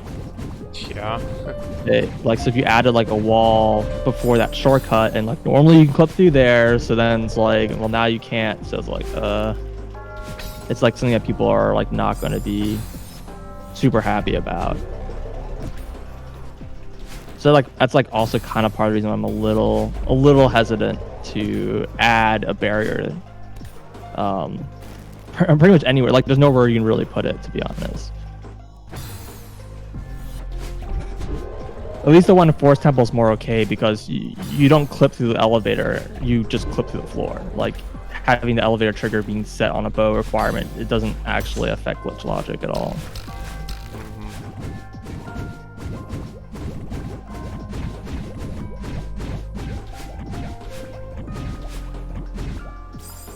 You need to add a wall instead of just moving the block if it hasn't been moved yet. So you could, yeah, and then just like have a sign saying that like this block will be moved when X condition is met. You also have to be a little careful because you don't want to just set the flag for the block because to like the place position, because apparently if you partially push the block, you can stand on it and get up to the Pierre location with just hookshot. So I'm told. So you can get that Skulltula location in Shadow Temple with just hookshot. You don't need long shot. I didn't know that. I don't think it's in logic. No, it's definitely not logic because it's missable. It wouldn't be because it's missable. Yeah. Yeah. So, but if it was like fully placed, and then you couldn't do that, and that's like a thing. It's like, oh, you should probably like avoid that. So they're saying like, if you move the block, it should just be like partially moved kind of thing. So you would just move the actor instead of actually exactly. I would just setting move the flag. actor over. Yeah.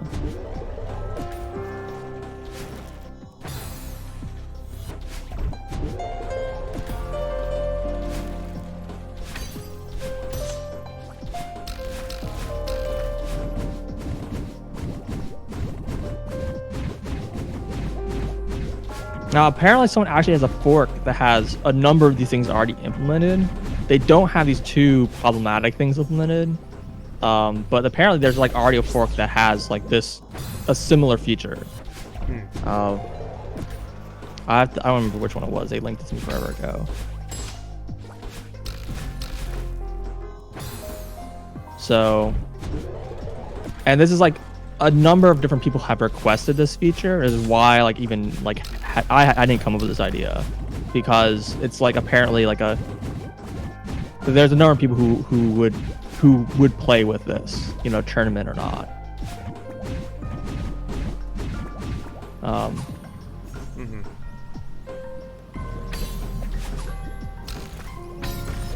Yeah, I just like really don't like making changes to actors. It's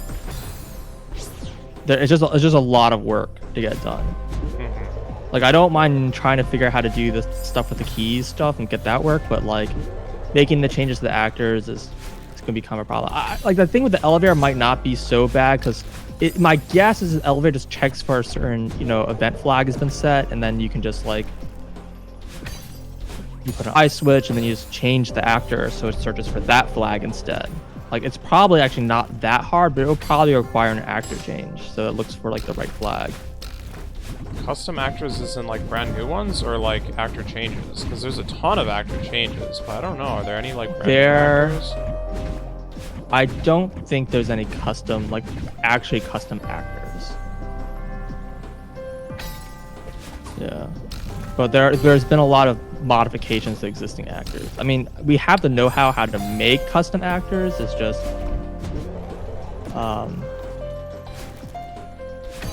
a lot of work, right? There's like a lot of like heavy lifting that these actors like do, and I don't have enough knowledge. I personally don't have the knowledge to do it. I would say this is something that like I would have to like bug someone from the decomp group to like, hey, would you be interested in making X actor? It's like MZX or Crim or whatever, or Fig or something like that.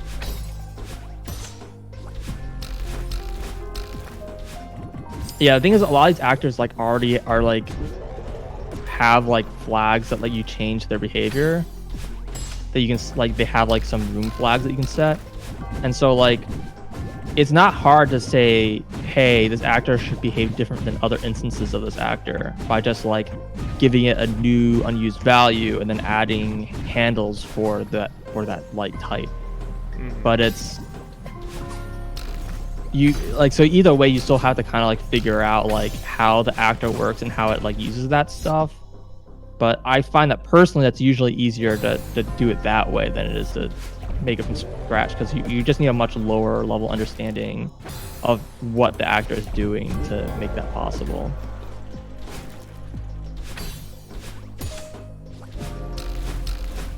Yeah, the door thing is a pretty problematic, because I looked at it briefly and I was like, oh man, doors are kind of complicated. They really are. Yeah.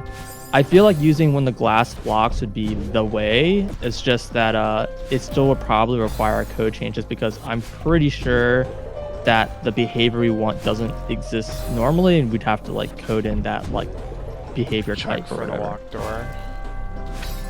Wait, well, so not just that. It has to be like reverse, right? Like I need it to exist and then disappear when the flag is set, which is like I believe like backwards from how those normally behave. They appear when a flag is set. There's definitely glass blocks that, you know, exist before you've done anything. So do they disappear when you hit a flag? Sure. I know there's ones that always exist, but I'm not aware of any that are like their behavior is inverted, where they exist and then they disappear. I could have sworn there were like it might be a thing in Master Quest. In Master Quest was what I was about to say. I could have sworn there was something like that in Master Quest. So it's possible that my understanding of how that actor works just isn't sufficient, but I'm pretty sure they look for switch flags, not sure, of course, not key flags. Well, actually, I think those are the same. I think those are switched, because there's only two kinds of flag. There's three kinds of flags. Oh god, it's been too long. But there's chests, there's switch flags, and there's clear flags. And I believe, I could be wrong, that the difference between clear flags reset versus not resetting when you leave the dungeon, right? Exactly. So I'm pretty sure that doors use switch flags.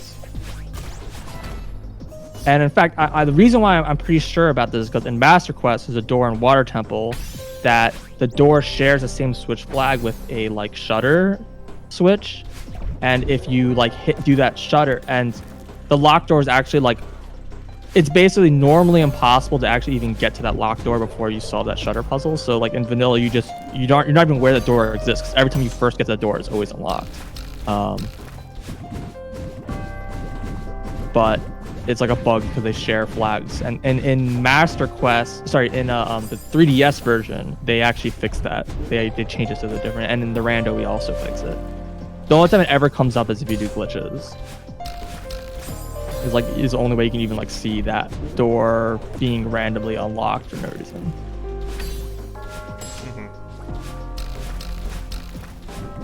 A gate with one-way collision to go away on. Well, I mean, like having the one-way like stuff in general is like what we're trying to avoid, because we don't want people to like accidentally go through a one-way thing that like that they forgot or didn't know about, and they like miss something, they can't go back and have to go all the way through the dungeon again, right? It's like a huge pain in the butt. So I think the idea is that it's basically it's completely blocking until you have the conditions met, then it's not blocking at all. Just those conditions are set by going through from the other side, right? Like it doesn't even have to be that locked door, right? Like we literally could be anything over there, but the locked door is convenient because that actually sets flags when you open that door.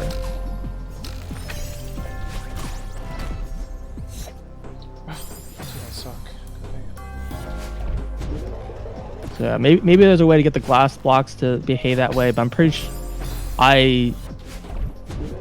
when I looked through like the docs, it didn't list anything like that, but maybe there's just like incomplete docs or something, I don't know.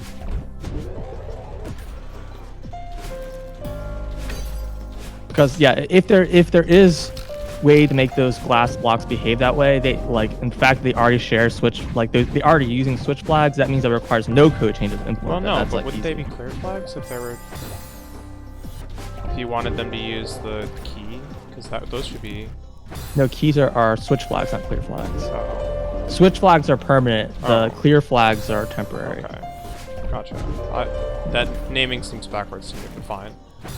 Yeah, clear is set when you like. It's supposed to be set when you kill the enemies in the room. That's typically what sets it. Gotcha. And once you do that, it's like a chest spawns or something. Wait, is that per room or? No. Right? I don't really know how that all works, to be honest.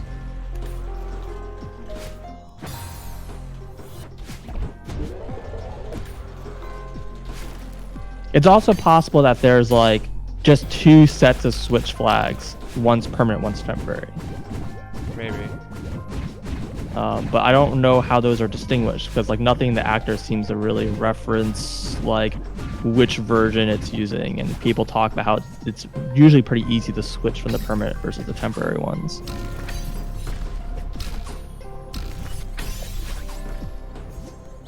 Oh, I'm screwed.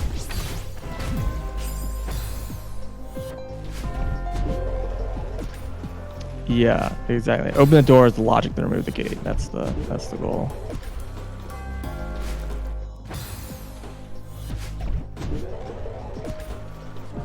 I still don't know how. Oh, I see. You just go through. Okay, I'm done.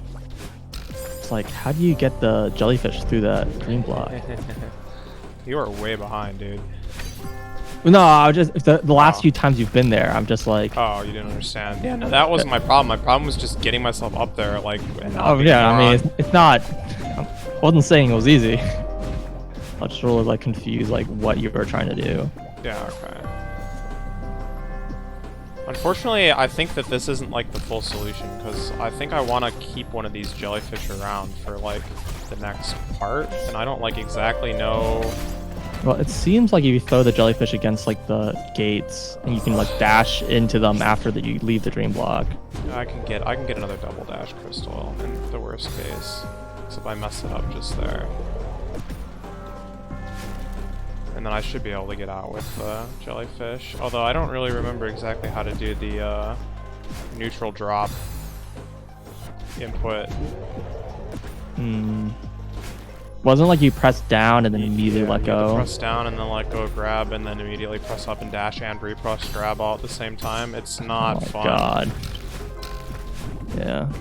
And like, as soon as you press down, you need to let go, because the longer you're holding down, the quicker you're dropping, because down is also like quick drop with those guys. Right. And also, as soon as you let go, you need to like redo all that pressing stuff like basically immediately, because otherwise you're like also losing height then. So in order to get the maximum height out of those like neutral drops, it's just really ridiculous. I mean, there's actually walls in that room, so I should be able to just bounce them off the wall and it should be fine, but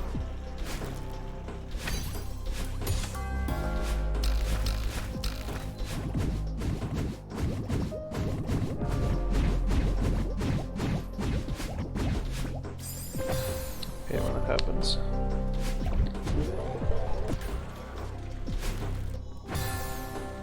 Unfortunately, this like very beginning jump is like stupidly hard for some reason. I don't know why I'm having so much trouble with this reverse wave dash. I don't think it's like special.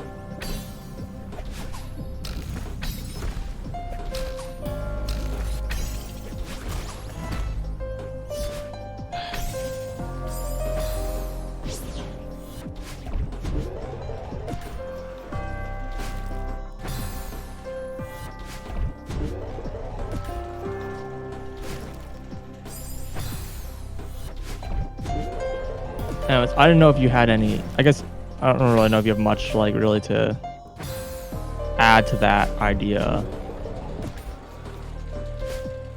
or something that you're even interested in.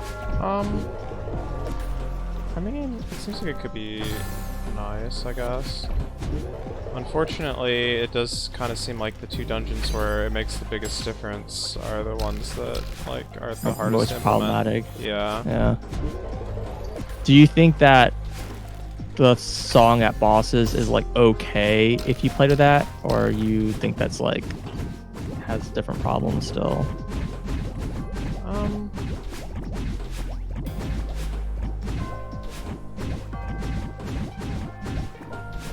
I mean, it's definitely better.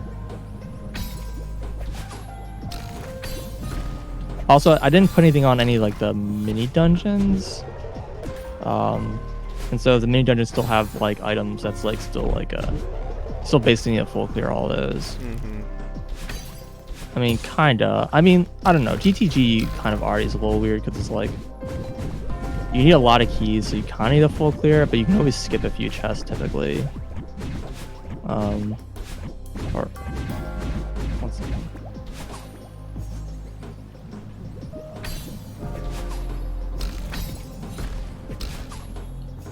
heck?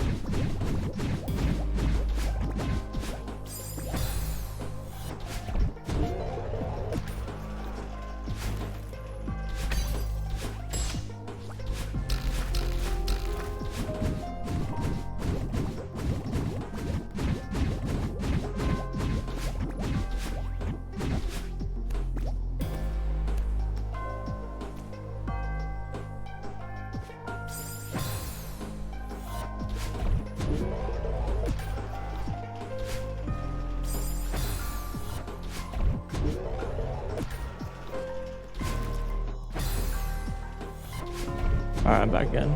Fine.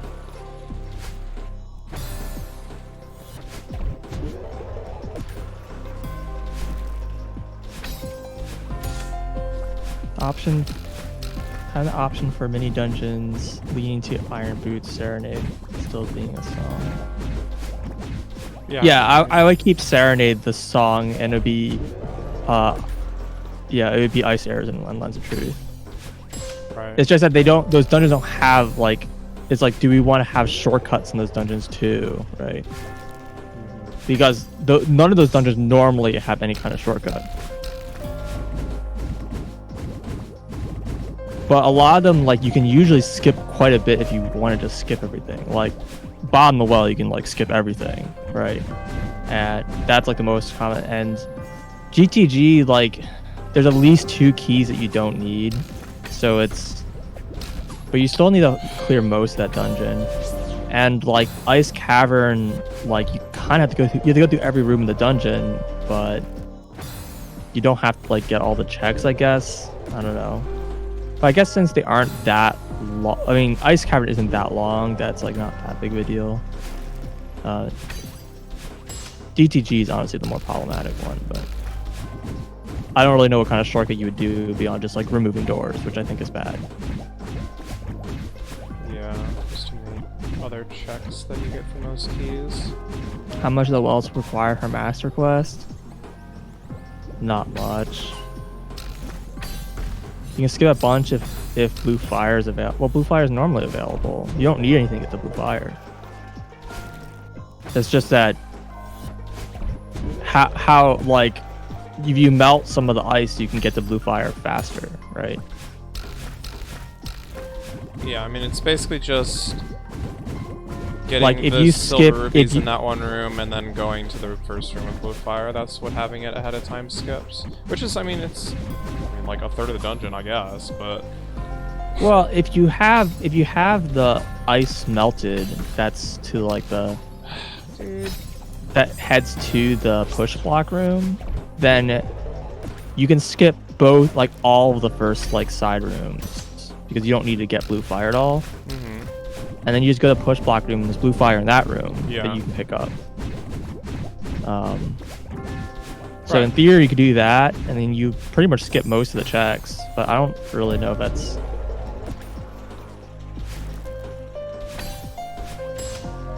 I mean that's basically what if you're playing with glitches, you just what you do, right? You just click to the wall. Yeah, with a recoil hover or choose your favorite method. I used to know how to do that. It's a fun trick.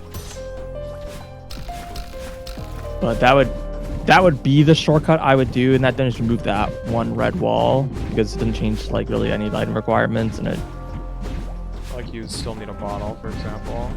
Yeah, but I just don't really feel like it makes that big of a difference because you can just go through one of the rooms, grab blue fire, and then continue on, right? And it's not like grabbing the blue fire from like doing the little rupees doesn't take that much time. Like you're gonna say like best of just like a handful of minutes. It's like I don't.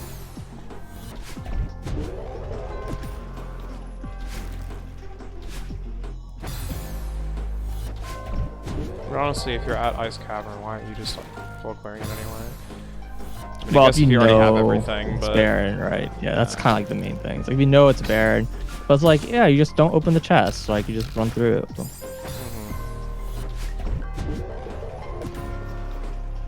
Like there's already a bunch of checks you can skip in that dungeon if you. Yeah, for sure. Well, there's hardly any checks in that dungeon to begin with. Like even with Skulltall is on. Well, there's like 3. 3. Or if you count the. It's 3 exit. if you don't include like the Yeah. chest and the song in the back. Right. Just like another 2. Right. I mean, there's no keys, so it's actually not nothing.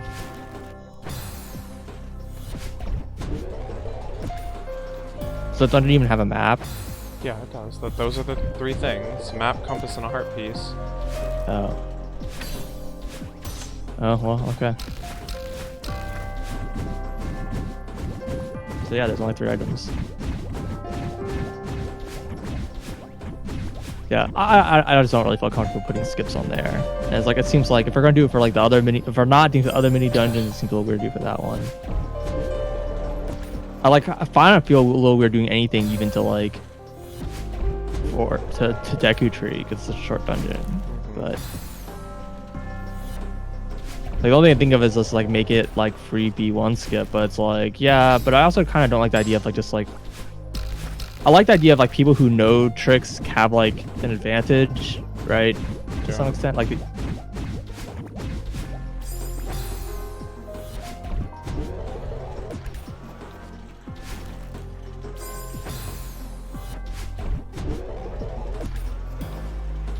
so yeah, that one I'm a little more awkward about. Similarly, like the one in DC has like a similar thing. If you have bomb shoes, you can just open the head. Yeah. Like right away. That's hard. Well, maybe it's not. I don't even know. There's a setup for it that Gotcha. apparently is not super difficult. I mean, couldn't you just remove the first web in Deku? I mean, why that one? Because I guess that It skips skips needing climbing the tree. Yeah, I guess. Well, I originally said let's remove that web and move the block down. Well, I would But- say just removing the web, and that's already skipping half the dungeon, so... Especially since I guess the other spot has like actually no checks in that back. So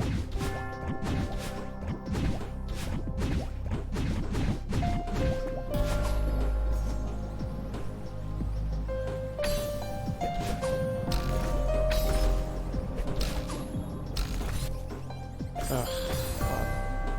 I don't know how to set this up so that I grab the right, like, guy.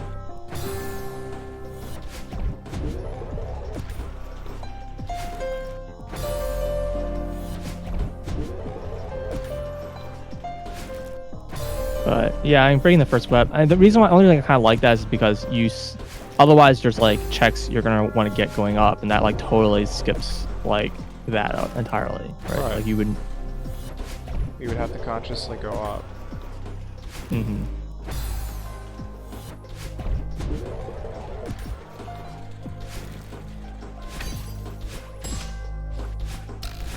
Yeah, exactly. That is indeed the point.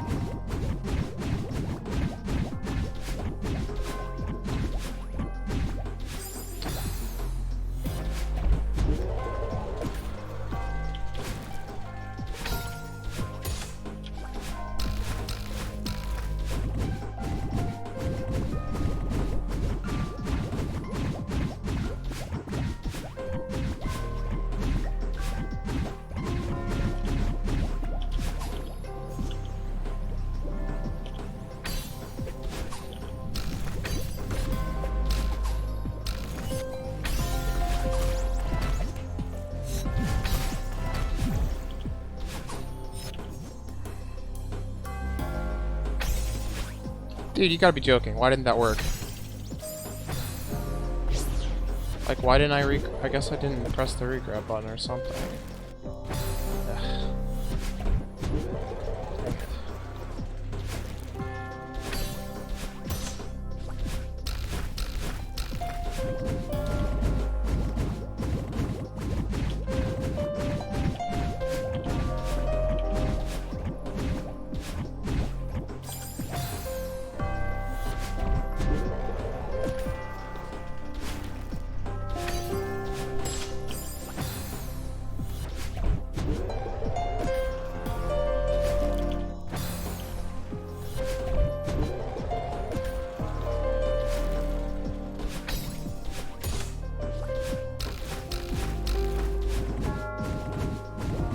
Second screen of the day. Finished the one that I started last night.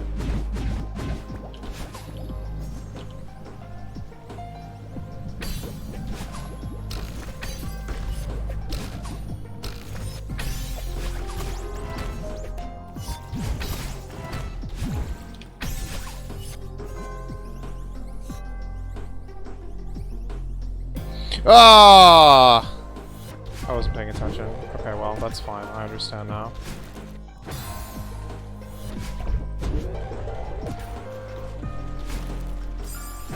I should take a look at that section.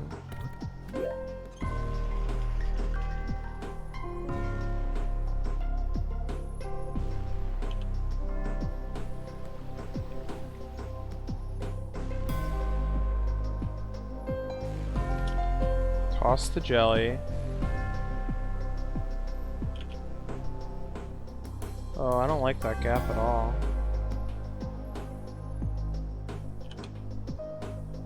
But he's gonna be bouncing around up here somewhere, and I just need to fly over to him and then dash up through him, and hopefully that's enough height to like get over this. And then toss him, I guess, as we're going down here. What do you want from me? Okay.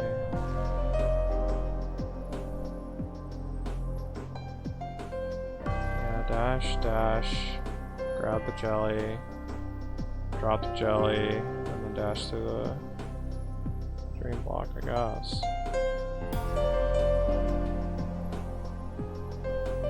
And then here we are.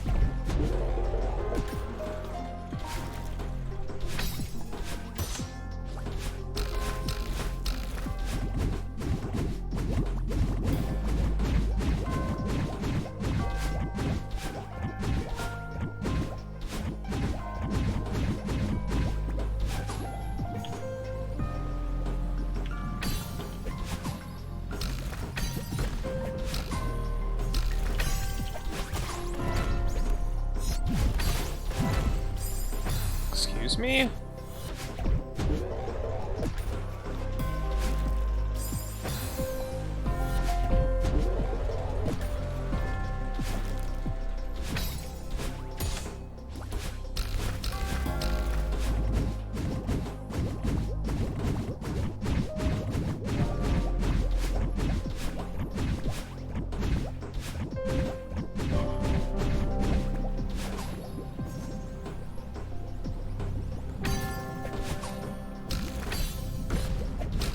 Oh god, I'm screwed.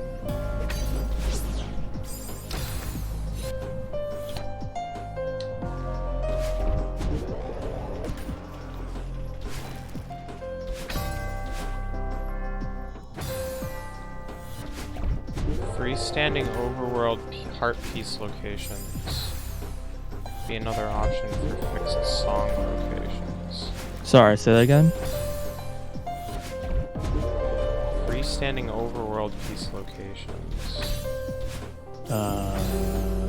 Apparently? I don't know, I didn't think about it. That's the comment. I don't know how many there are. I don't either. Our main problem is that like some of them are kind of bunched, right? Like there's 2 in Crater and there's 2 in River.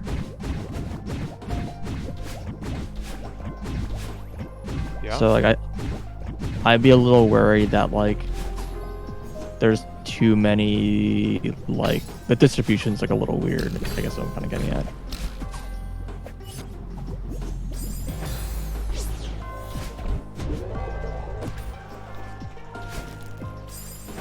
Picking one of a bunch, there'll just only be like one in them would be River. I guess it's a little arbitrary. I think, I don't know, I guess I would have to think about like where the locations even are, right? Yeah. I think a lot of them are kind of like free. That might be one. Yeah, problem. a lot of them are really quick. Like if you have Child, you can get both ones in River, the one in Crater. One of them is free, one of them is slightly less free. Some are actually have pretty low requirements, but they're just like kind of annoying to get to, which maybe that's good. I don't know, because they're like good items. Like Lab might like needs Bean, which just doesn't really require very much, or Hookshot. It doesn't require very much, so it's like. But I also don't think there's 12. There's gotta be, dude. Freestanding? I don't know.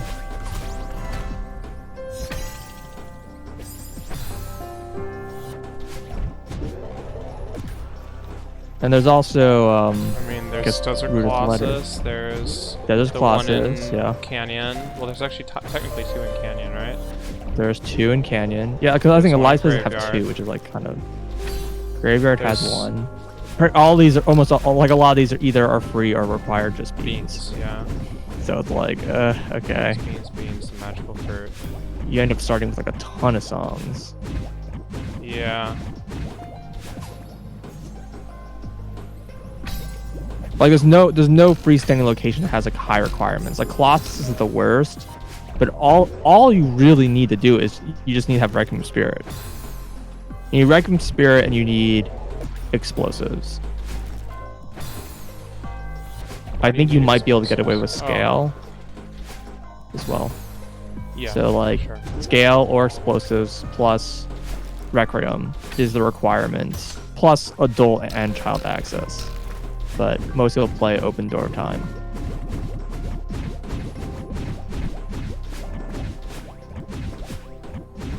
So it's like it doesn't really require that much compared to like what the songs normally require.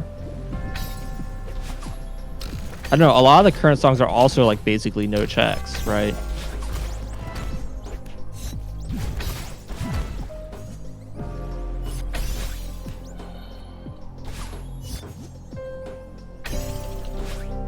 Dude, come on, why? I'll go Celeste. It's going. It's going.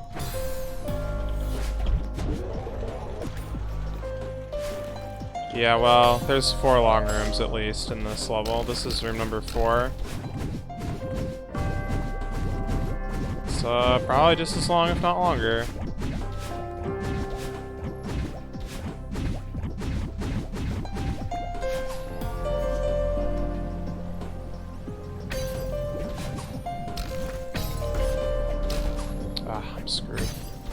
Oh my god. Wow, that doesn't actually salvage it. Yeah, this is the same dang level. Well, look at my playtime on this stage, and then you will understand.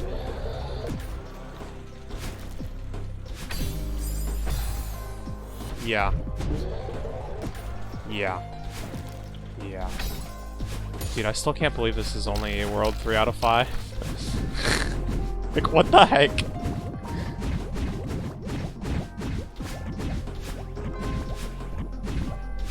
Like, who are these people that, like, are so... have, like, ascended to so much godhood that they can just, like, play these levels? I don't understand.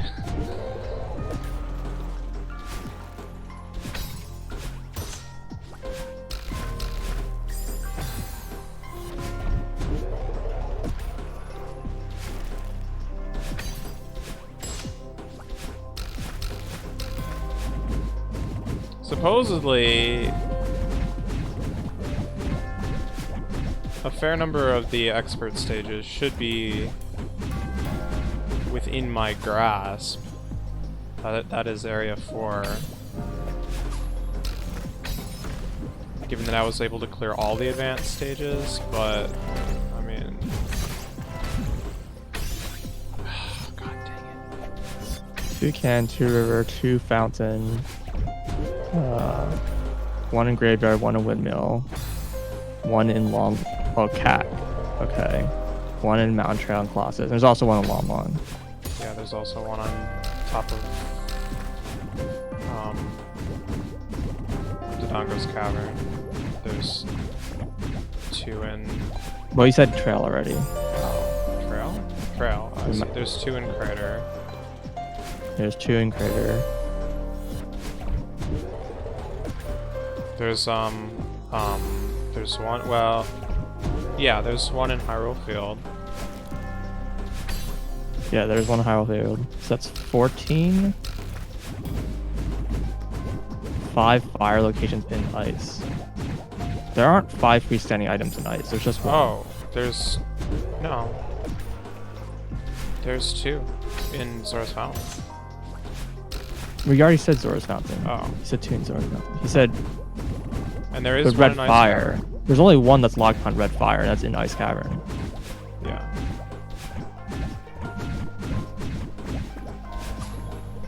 Like in all these like potential options, Ice Cavern always has a song. Yeah. I mean, that brings us to 15, I think. Also, I realized you didn't say 5. You said fire, and my brain is stupid. I'm sorry.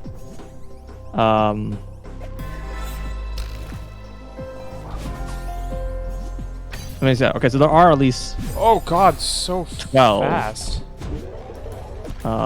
But so if you like don't count areas that have 2, as if you count them as 1,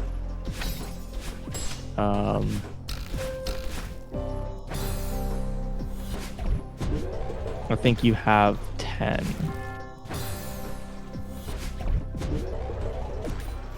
Did we count Lamon? I think I did. Count Sila? Yeah. Yeah, okay. Sorry, I'm like, can't keep I track of all still these don't know things. how I feel about this over dungeons, but it's definitely an idea. It's just The- an the idea, yeah, the idea is that we are discussing like songs were placed in like fixed locations that are not the normal vanilla song locations. Like, where would those be? So the first suggestion was put them at the end of dungeons, so like the boss, like the heart containers. So at the end of every dungeon and mini dungeon, there would be a song. But one of the problems that it does put fairly high requirements to the songs, which means you're not going to get as many of them as quickly, and it also increases the odds of like needing to do more dungeons. So the question is there a more reasonable place that like addresses the concerns that's also not very arbitrary? Because the more arbitrary it is, like the harder it's going to be to like get people on the setting in the first place.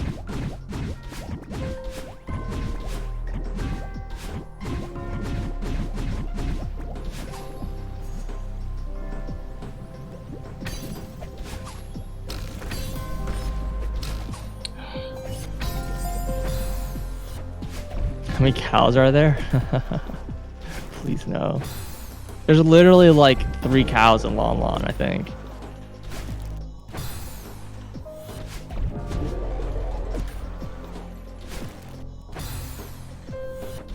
Yeah, like having like different options on where they can be. I mean, the way I've set it up, that's very easy to do. Like I've already like set it up so it's very easy to like add a setting for a different set of locations that people can choose from. Like I could even, in theory. Here's a question. What about how many grottos are there? A lot. 1 second.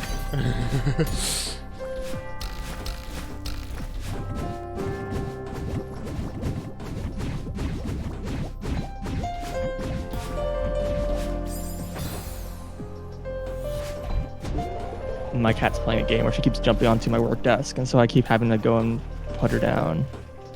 Fun game. I don't. Yeah, it's very annoying. She's being really active, which is annoying.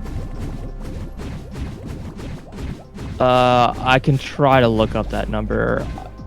It's probably a lot. It's another idea. I mean, like I said, I could just have an option for like a bunch of these sets. The other thing I was gonna suggest is that like, I don't know if this is the right play, but I could have it be any of the freestanding heart pieces, and then there's just more than there are, Sure. right? And some of them will just be junk, right? Right. But or potentially, you know, other major items, I guess, or would it always be? Well, either way, my main concern is just having like too many items and like close together. Like it's just like it's too strong, right? Yeah, probably. Just like why I kind of would like to kind of just say like, no, it's just this one, right? And the other one's just shuffled randomly, right? It's just that when you do that, you don't get quite 12, I think. So it's, though I already had that problem with dungeons because there's only 11 dungeons and mini dungeons. So I'm a hearty short one. All right. OT for location lists. Location lists.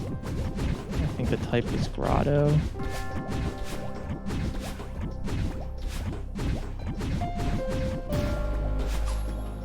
Well, you're gonna tell me there's exactly 12?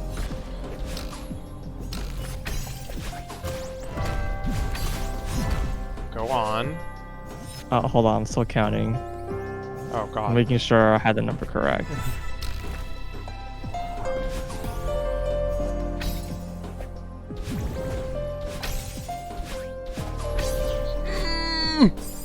So this is actually a little too convenient in some ways.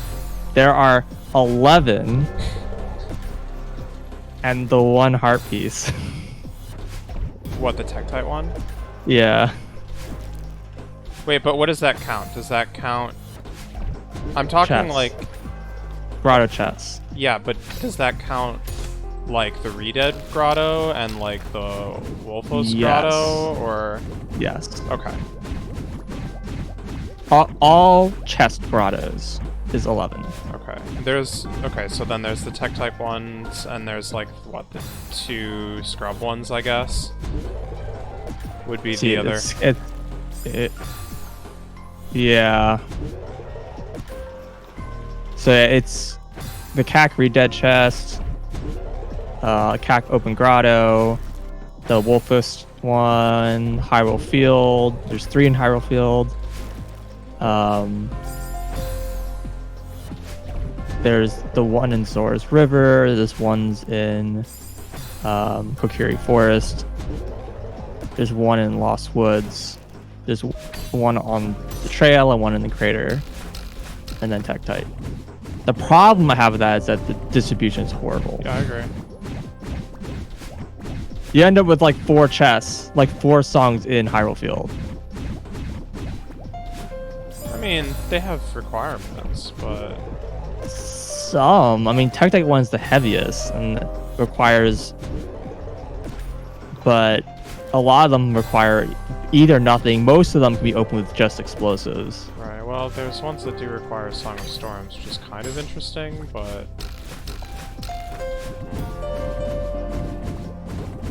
I do feel like there's only 2 that require Songstone. Yeah. I do kind of feel like the fact that some of the dungeons require ZL is like a much more interesting thing, because that means that, well, it's easier to get ZL, is basically what that means. Yeah, although I don't think that many... Oh my god. ZL is pretty strong, dude. It's good to have. It's annoying not to have, because like every time you pass the fairy fountain and you don't have ZL, you're just like, screaming, I have to come back here. Hold on, we are back. Alright.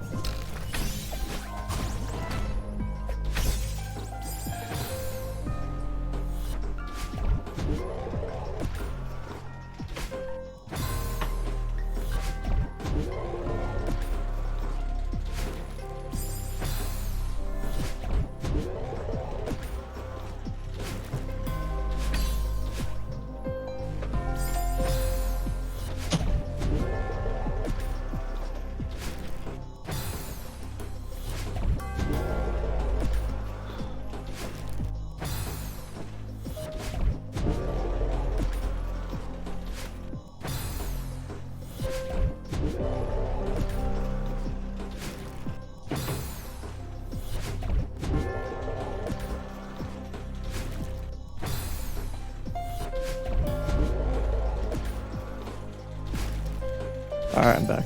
Ah. No, I can't kick the cat out because there's holes in the wall that she needs to get through. She can find a way in.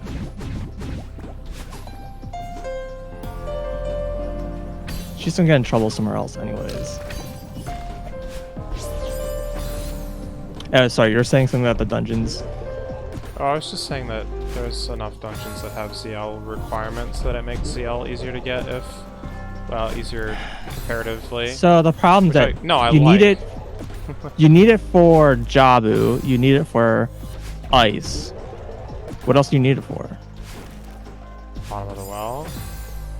You need it for bottom of the well. Shadow.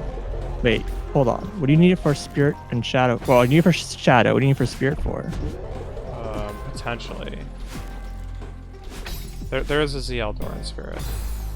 It may not be required, but it's a single check. Yeah. It's possible, but not likely. No, there's 2 checks. Oh, you're right. There is 2 checks. Well, whatever. I mean, possible, but not likely. Still.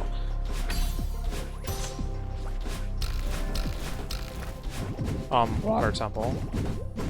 Well, kind of. So the problem with some of these checks is that if you play with boss key or not, yeah, you play with fast fast dungeon shortcuts with free boss keys, then no, it's not required there. But yeah, that's like why people like say ZL is like the best song in the game, because like it locks so many dungeons normally. Yeah. And so you're like guaranteed to find it in a not ZL dungeon, basically. Which is kind of interesting because it has this like soft lock of some dungeons are always going to be like before another dungeon. Kind of like orders them a bit, which is like, I don't know, good and bad, but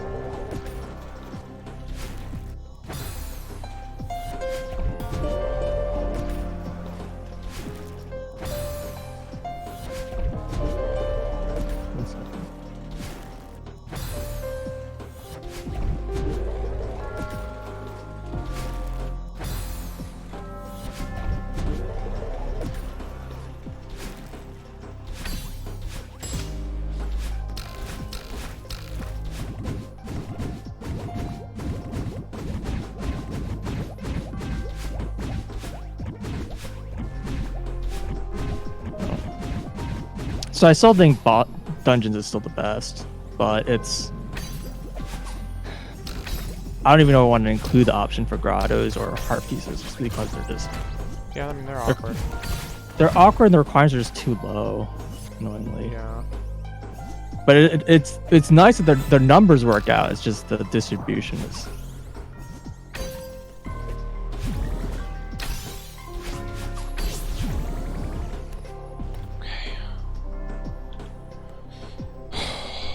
I don't even know what comes after this part, I'll be honest with you. But this is the last section, so I'm like getting there, but you know, there's literally 0% chance that I can sight read this room because I'm going to be moving about 6,000 miles an hour. And I can't see what I'm doing. And I'll probably fail this first jump anyway. But we'll see.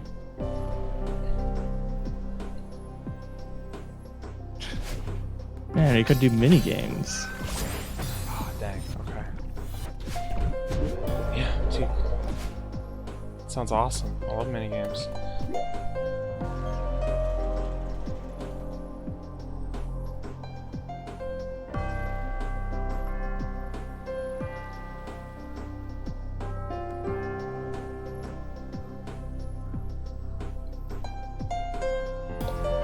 Okay, so this needs to be a wave dash, which I was not expecting. No, dude, screwed fishing. Fishing doesn't exist. Dude, the people we're playing with are still like, they're like, still do not understand why you don't like fishing, and they're like flabbergasted about it. Well, sucks to be them.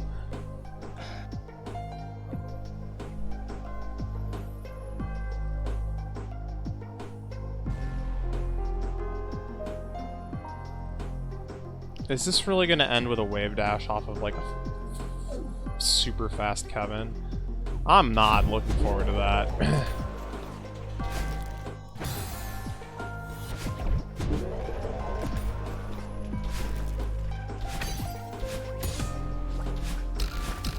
It's my one demand, dude. No fishing. I don't care what other rules you give me if we're like being forced to play. I'm just not gonna do fishing.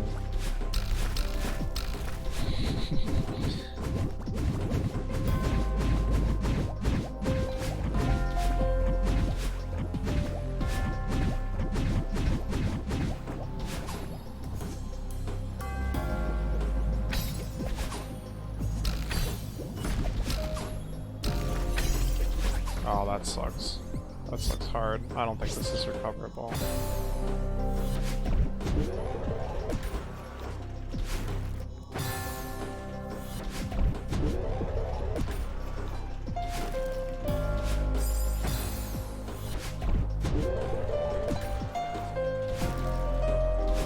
Ah, yes, all 12 pose.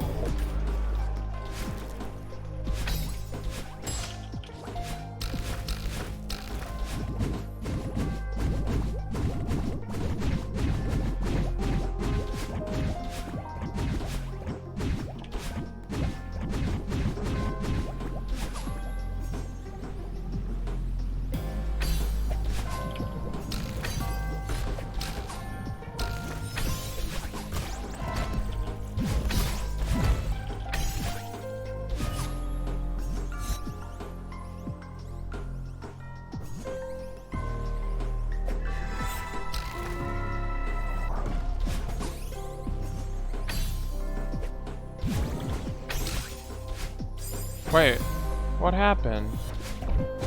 I was short a dash. I got shorted a dash. I guess I dashed after I touched that crystal by some bad miracle.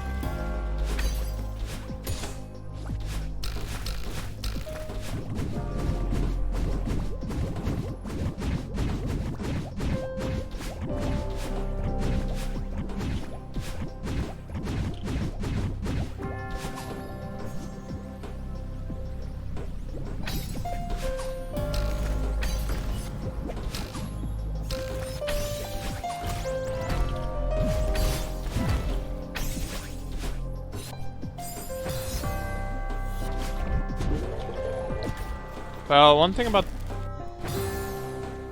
Yeah, I was gonna say, one thing about business scrubs is that Master Quest would change that. I think there is one in normal, at least.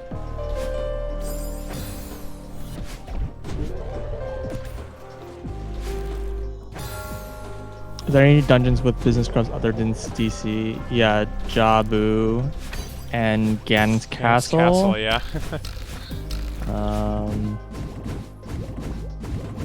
And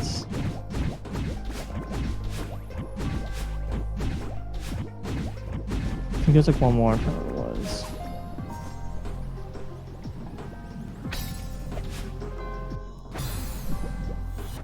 Deku Tree has one as also. Wait, in Master Quest. Oh, in Master Quest.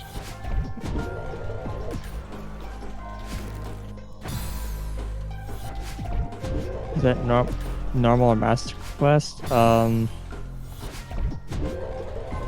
The Dongo ones are always there. They're just in different locations, I believe, in Master Quest versus Vanilla. The one in Jabu is only there in Vanilla, not in Master Quest. I think in Master Quest that's like a gold skull instead. And in Ganon's Castle, they're in the same place, but in Master Quest there's actually an extra one. There's normally 4, and Ganon Castle adds a 5th one. What does he saw? I don't remember. A random item is the correct answer, if you're playing with the wrong settings. Yeah, I actually don't remember what they sell. Yeah, who knows? I used to know those things, but...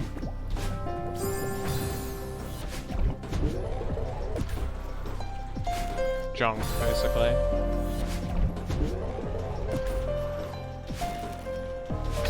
It's probably actually a red potion was added, I think, but I'm trying to remember.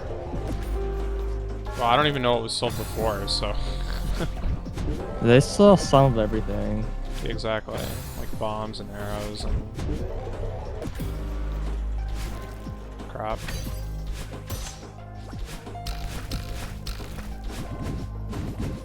Blue Ruby.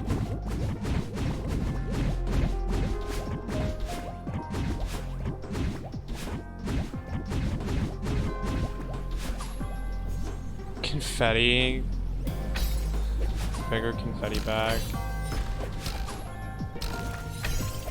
Ah, I'm screwed. God dang it.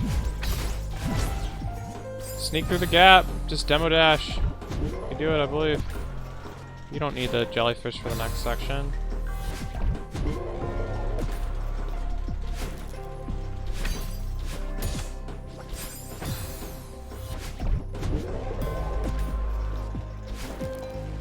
They probably do sell Deku nuts. They're Deku scrubs after all. I mean, they probably sell like nuts, arrows, a potion, bombs. and Bombs, yeah, probably like sticks or something useless. Sticks. That's an adult. Yeah, as adult.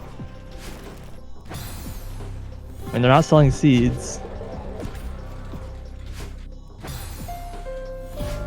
I'm pretty sure there's someone who sells a red potion though. I don't remember. They might have added a green potion actually. I don't remember that's a thing that they can sell. I don't see why not. Well, I mean, it's literally a lookup table. I meant that like what they actually like, what's actually populated there. Right. That's what I mean.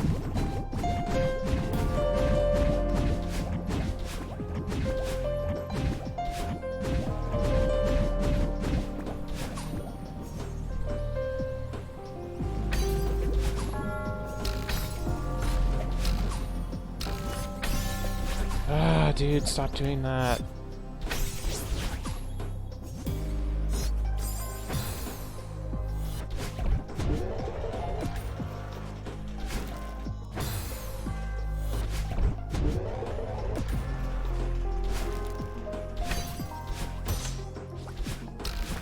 I think the sewer section is the hardest on this map, on this room.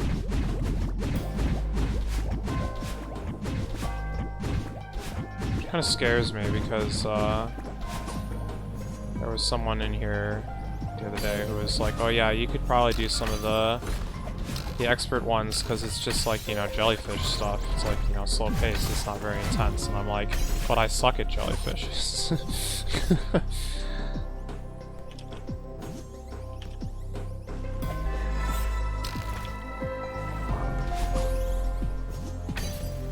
As evidenced by me now sucking at jellyfishes. I needed to hit the grab button there. Also, I needed to do a better dash. But, you know.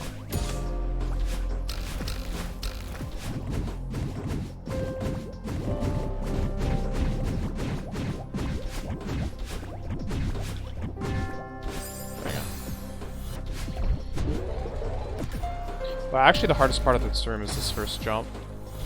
I'm pretty sure it takes me like, I get it like 1 in 3 times, maybe that's an overestimation, but frankly if there's going to be like one impossible jump in the room, it better be the first one.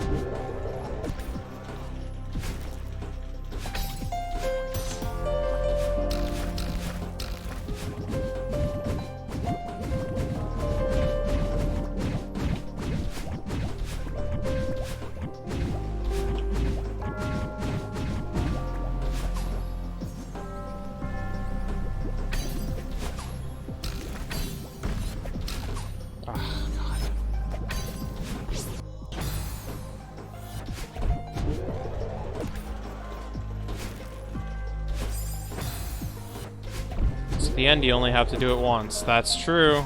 It's true.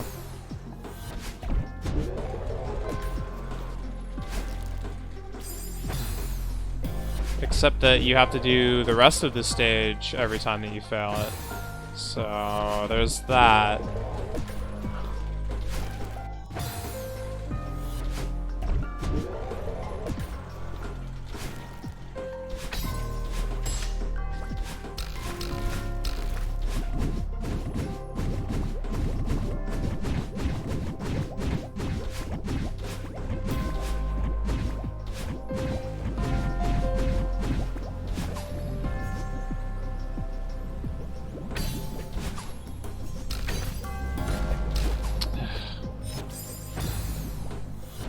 I don't know how to avoid that, I'll be honest. I've been like trying various things and nothing's really working for me.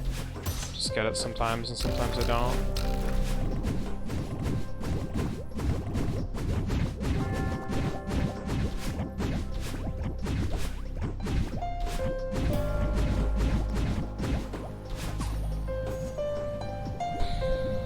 Oh god, why did I let go down? That was bad.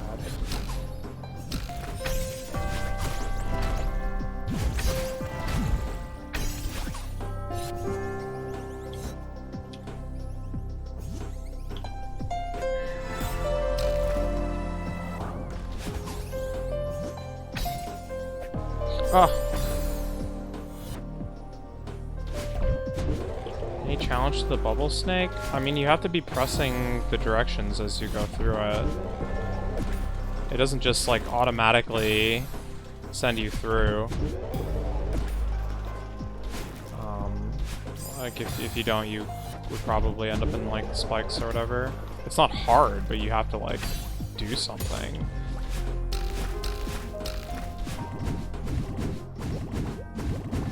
The darker ones, you have to quick bubble out of or else they kill you. Which means inputting the direction and the dash button before, you know, they would normally send you out.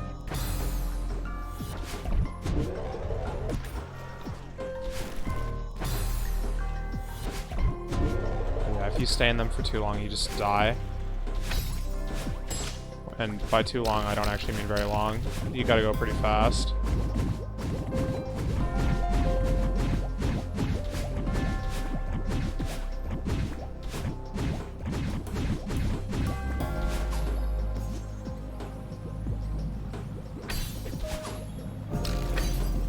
I don't know if you saw Nintendo Mini Direct today. I didn't. You didn't, or? I did not. Okay, well, there was nothing really too incredible announced, but it happened. Okay. I saw it was just like third party. Yeah, like... I mean, it was another one of the partner developer thingos. Yeah. So There I was like, was Monster Hunter and Monster Hunter, and no, seriously, they announced 2 different Monster Hunter games. That's fine. Yeah. I mean, Monster Hunter is big. Yeah. I mean, I don't know anything about the series, but one of them looked. I don't know much about it, but if you like like raiding, that is the game for you. Well, there was one that one that they showed seemed like kind of like, I don't know, normal Monster Hunter, whatever that means. And then there was one that they showed. It was called Monster Hunter Stories 2. And that game, it was like the graphics were like this. It was like this nice cel-shaded look. And I don't know. It looked nice.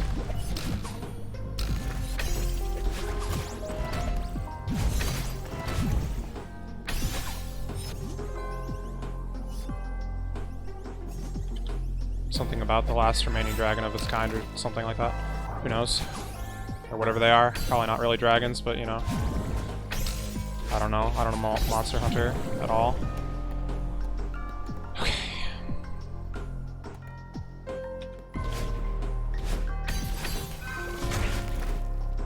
Oh, dang. I had planned to do a dash there, thinking that it was going to be necessary, but it almost looks like I could have just hecking dropped right over the cabin.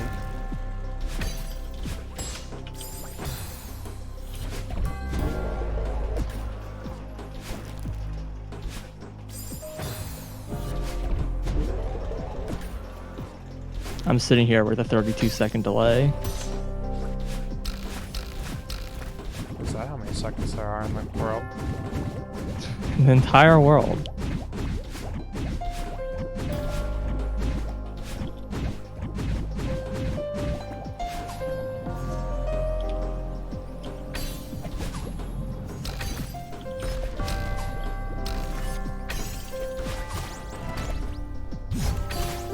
Oops. Stupid.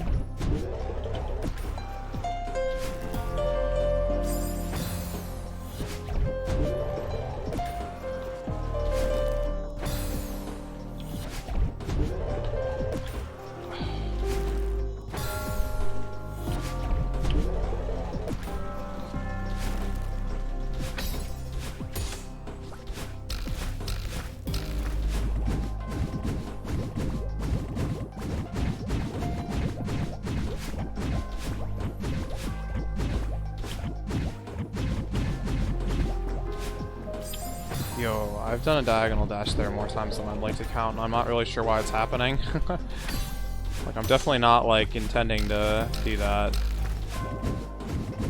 In fact, most of the time I'm pretty explicitly trying to let go of that direction, but I don't know what's going on. I don't know what's going on, dude!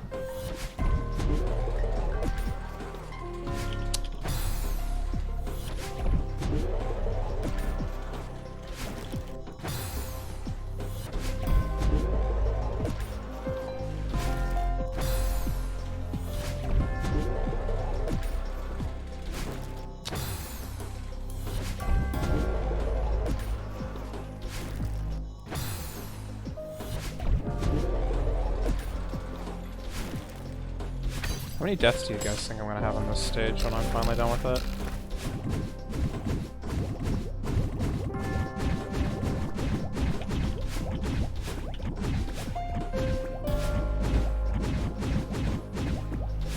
Two? 1,000. Yeah, probably.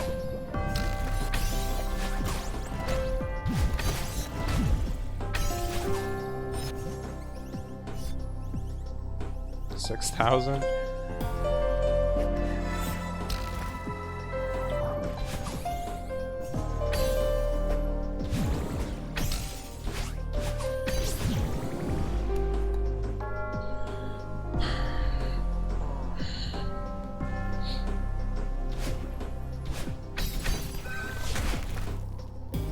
Oh, okay. So you want to dash back towards the cabin. Got it.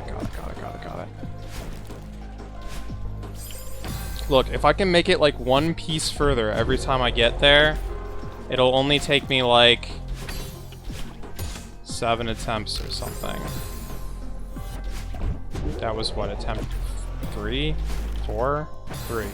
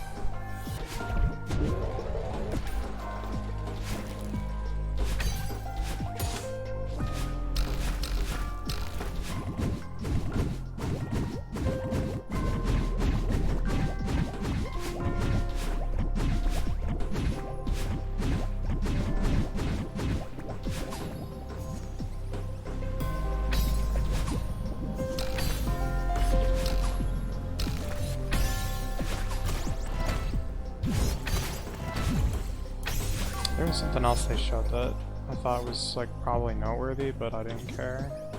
I don't remember anymore what it was. Wait, Kai has a second dog? Or is this one of his roommates? The dog is his roommate? No. He has a dog. Apparently he has 2 dogs now. I had no idea. I don't know if it's his dog. God.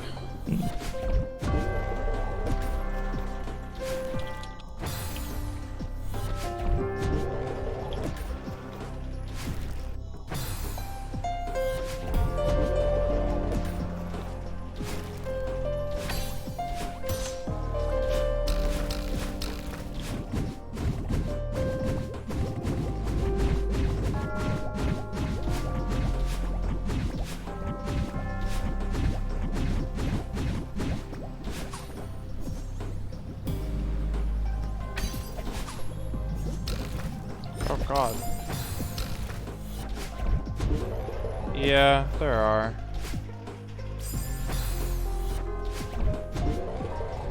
I've dropped 249 frames over the past 3 hours, 17 minutes, and 53 seconds.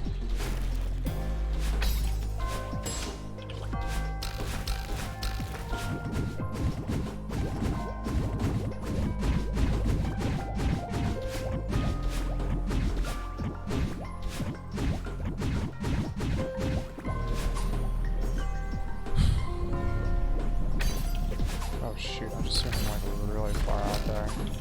Yeah, that's gonna be bad.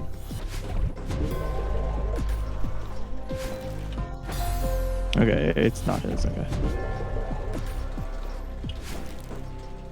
You sound relieved.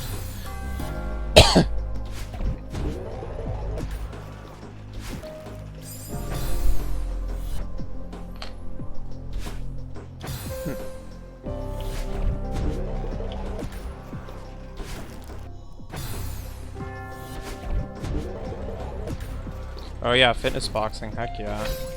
They added 3 new trainers from the first game, each with their own new personalities. You can customize their outfits.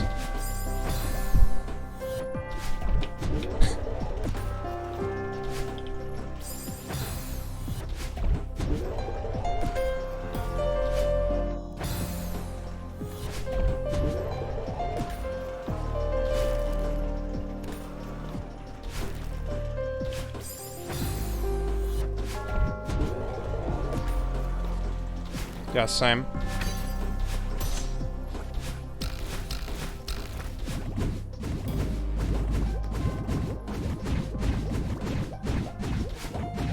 And even if you get the second game, your stats carry over from the first one.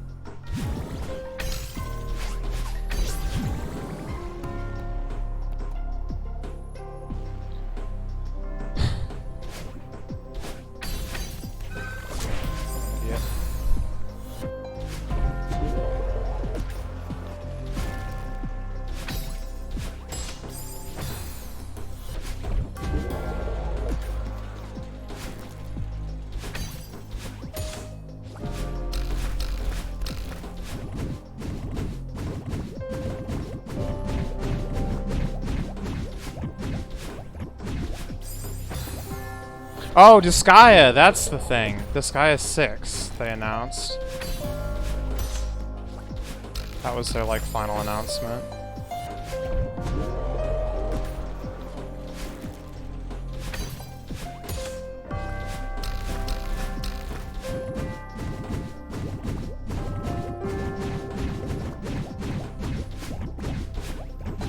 The thing that I know about Disgaea is it's basically like... Imagine Senyu, except it's a video game. That's kind of the impression that I've gotten from like what I've seen of that game. It's basically really ridiculous.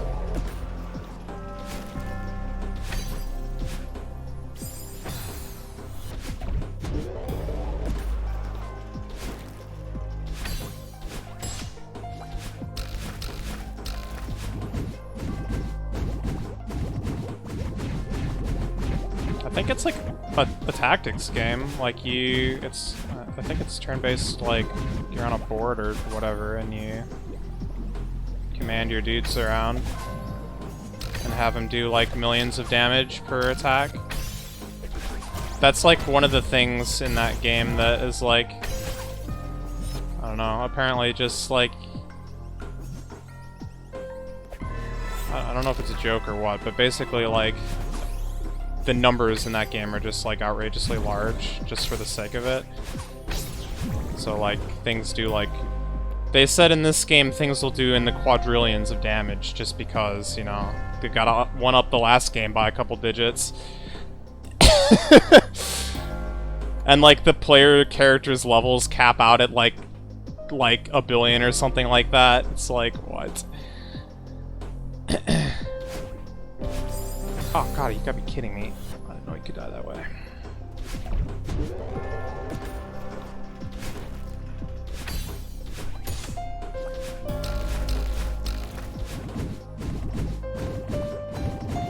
I think I actually own, like, maybe the first, like, 3 or 4 games on Steam because they were gifted to me. Oh yeah, Rune Factory. Maybe that was the one that was announced last. Rune Factory is like basically like Harvest Moon plus. It's basically just like Harvest Moon, except there's like, I don't know, Dungeons and Monsters or something like that. That's kind of the impression that I got from Rune Factory games. So they're probably good.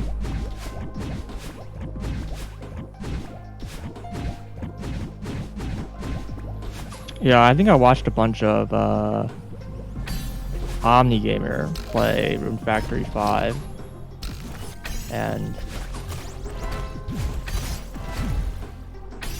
yeah, seems good. I mean, I think it's less dead because it just got like a Switch port in it. That is what we were talking about, yeah. Yeah, so like That it was kind one of of got the things they revitalized a bit. announced. That was one of the things It's like they a announced. couple months ago. Oh, they just announced it today. So maybe What? Maybe you're thinking of Rune Factory 4? Maybe I'm thinking of 4. Yeah, I don't know. That game's been pretty active. Like it's been getting like from a development. It's been getting stuff like every like half year. I feel like. Yeah, I don't really know much about the development of the games or. But that game is pretty anime. Yeah. So if you want to play like an anime version of like Harvest Moon or whatever, that is Rune Factory. If you want to play an anime version of what's the super popular one? Stardew Valley. There we go.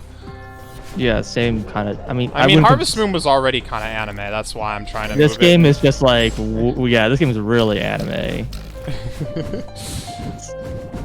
It's really up there on the anime tiers. It's also like I don't really know enough about Harvest Moon, but like especially compared to like Stardew Valley and like Animal Crossing or whatever, it has like much more of like a story. Like there's a plot and there's like some clear progression of like your gear for like combat and stuff. So it like equipment and stuff, and there's like a story, and it's really long. Like it's a really long story. Yeah.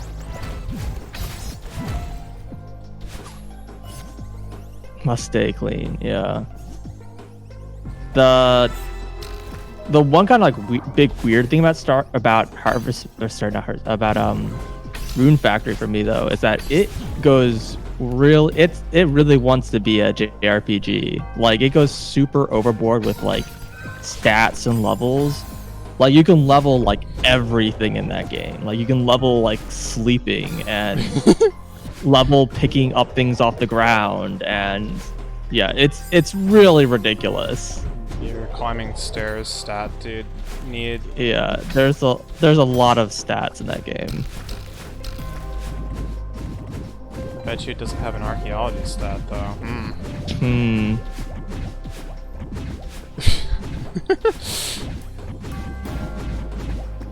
Yeah, no, it is pretty ridiculous with its, and there's like so many different things that you can like other than level up. Like you can get like farm animals. Well, you get farm animals, but you usually gonna get like you're gonna recruit like monsters in the dungeons, and like you're gonna have them as your farm animals and collect their like stuff, and you can bring them with you into the dungeons, and you can have like party members that are just monsters, and will fight for you and stuff. But like they also have like levels, and you can like level them up, and they also have, in addition to their levels, they also have like their like friendship level, like kind of like and so on and so forth. So if you like spend time with them, they like produce higher tier goods, or I don't know. Yeah, it's got a lot of stats. Gotta get that better spider still, yeah. Yeah. It's pretty ridiculous. I personally, I think that's one of its biggest downsides, but I mean, to each their own, I guess, right?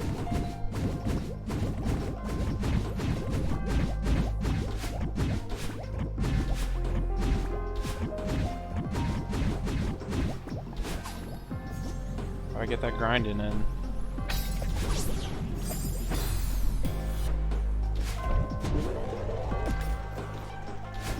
You're not grinding stats, are you really playing anything? I mean, right now I'm grinding my PB on this room stat. It's a pretty important one.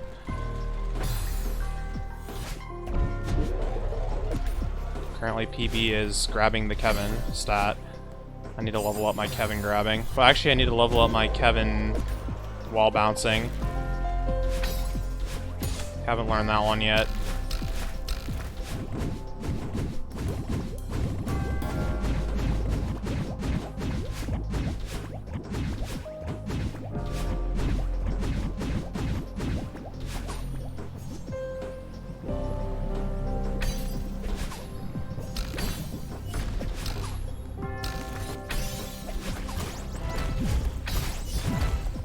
Ah, heck.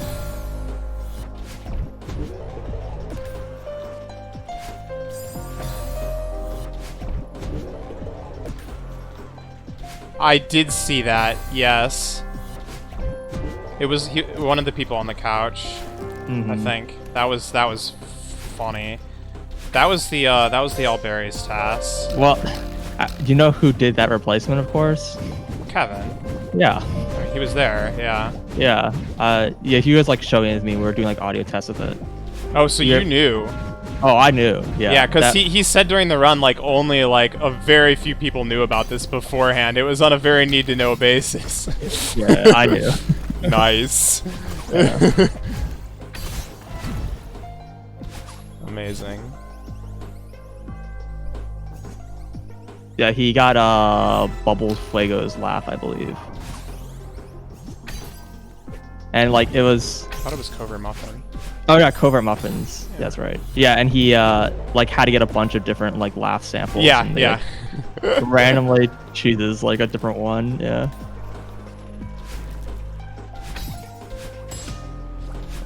Yeah, that was all the greatest things at GDQ happen like they aren't like planned before the event. They all like happen like during the event. They're all like, you know, they see this like meme and they like capitalize on it and then produce some like content like on site, which is always like, yeah. But it was pretty awesome that like Kevin did that. He pretty much organized that entire thing. I was just like I was more into it because I just needed to approve it because he needed someone from GDQ to approve it.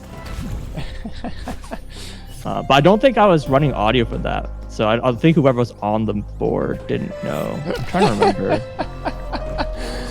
Yeah, because Power Up Audio would have been running the board, so yeah, he probably didn't tell them. It was probably Derek, but yeah, I don't really. That was so long ago, I don't remember.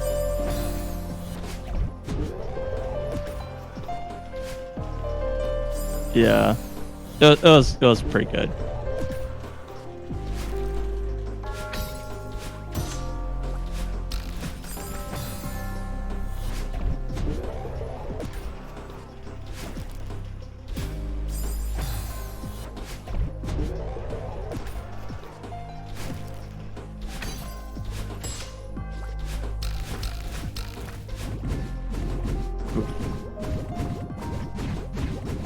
How far behind are you, dude? 36 seconds. I should refresh. Alright. Most recent GDQ was Lamp. I don't think I know that one, but I wouldn't. So at GDQ, so during Set's prize segments, I don't know if you're like familiar with them. Not really. Okay, so Set is like the prize coordinator. Okay. So during the shows, usually several times a day, he gets on and he like has like a segment where he like shows off the prizes you can win and you know talks about them and the grand prize and so on and so forth. And normally at the events, they're like part of the interview segments, and he like has like a gag that he does every time. It's like a different gag, and so they're usually like they're funny and entertaining, so people like get interested in watching the prize segments, and then you know thus people will know about the prizes more. Be more incentivized to donate. It all makes sense. Go on. Yes. Yeah. So this time he was all online, so he was doing it from his house, and I don't know, like this wasn't like part of his gag, but like he had set up. He had like this like you know this kind of nice-ish chair with like a fireplace and like a nice lamp, and like it kind of had this kind of sitting room like kind of vibe, like you're like you know in his house, you know he's like you know he wasn't, but he's like kind of like wouldn't have been appropriate from the pull out like a pipe or something in a book. But for whatever reason Twitch chat just kind of like latched onto the lamp. I guess it was just a nice looking lamp or whatever, and so people were just like, you know, when is like how much is for the lamp, right? Is the lamp a prize? And says like the lamp is not for sale, kind of thing. It's like it's his mom's lamp or whatever. Like he's not going to sell his lamp. But it was kind of became like a meme because people were just like, it was like a thing on the set, and people were like, it must be a prize, even though everyone knew it wasn't. And so eventually, yeah, like midway through the event, we added an emote for the lamp, so people could spam the lamp emote. Yeah, That's funny. it was yeah, it's very much like a lot of like those kind of like memes that happen like at GDQs. Like a lot of them just like aren't planned. They're just like, okay, everyone's like latching onto this thing, so we're gonna like, I guess, capitalize on it or whatever. I hope that the lampshade wasn't crooked. No, it was just a nice looking. It's like the lamp had like a stained glass like covering thing. You know what I mean? Yeah. It was like a nice lamp, but there wasn't anything like particularly weird about it or anything. It was just a thing on the set. Yeah. Yeah, that's the lamp.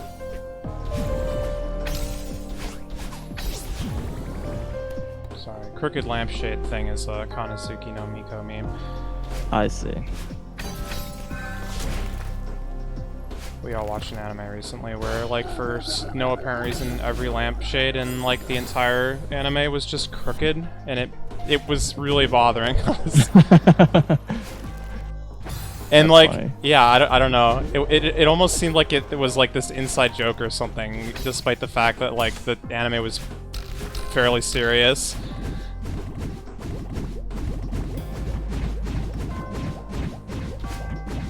It was kind of over the top, but it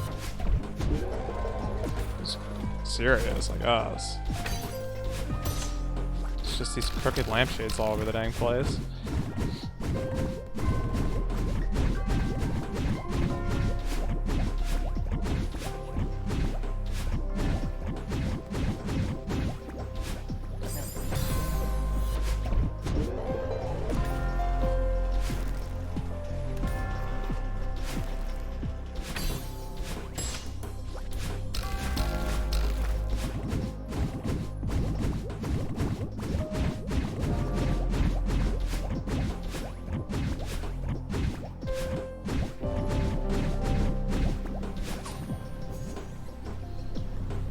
This rhythm section seems easier than the original level. I think I've just gotten better at it. Fair enough. Yeah. I've needed to fast bubble in a lot more stages now, so I've gotten used to it. Even if it's not because they're like literally just timed, but there have been other instances where I just needed to fast bubble for other reasons. Also, that was a pretty cool death. Yes.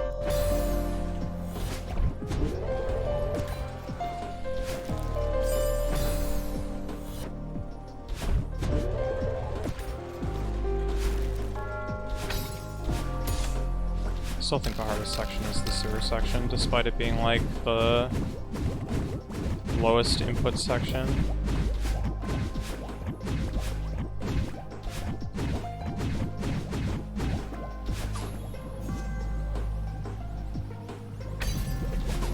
just feel like I need to be like really precise with a lot of these like tosses and stuff.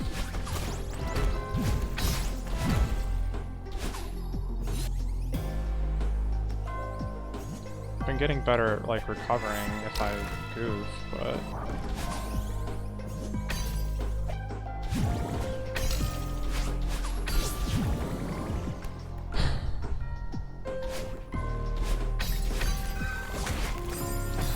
what? I didn't get a wave dash?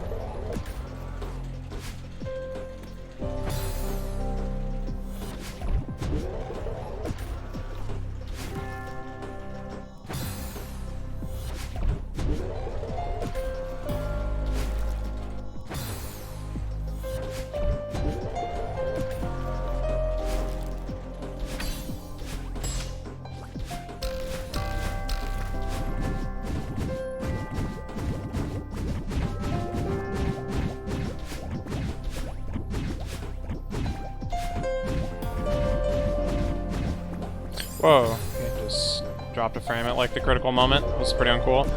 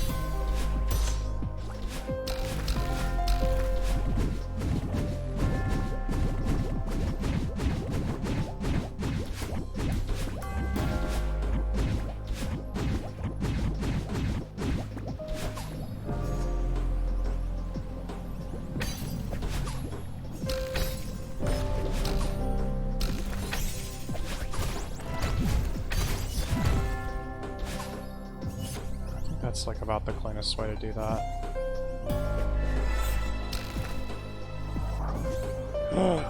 This is fine, this is fine, this is fine. It's awkward, but it's fine. That's not fine.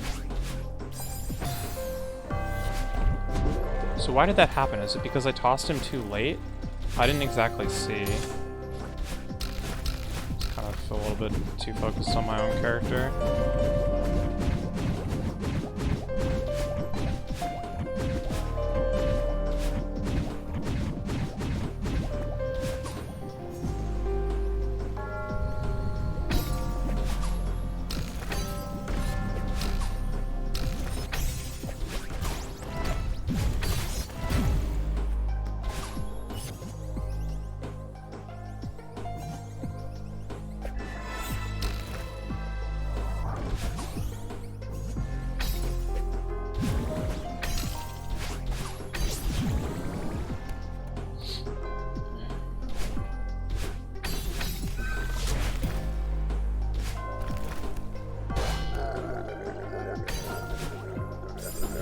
Wow, okay.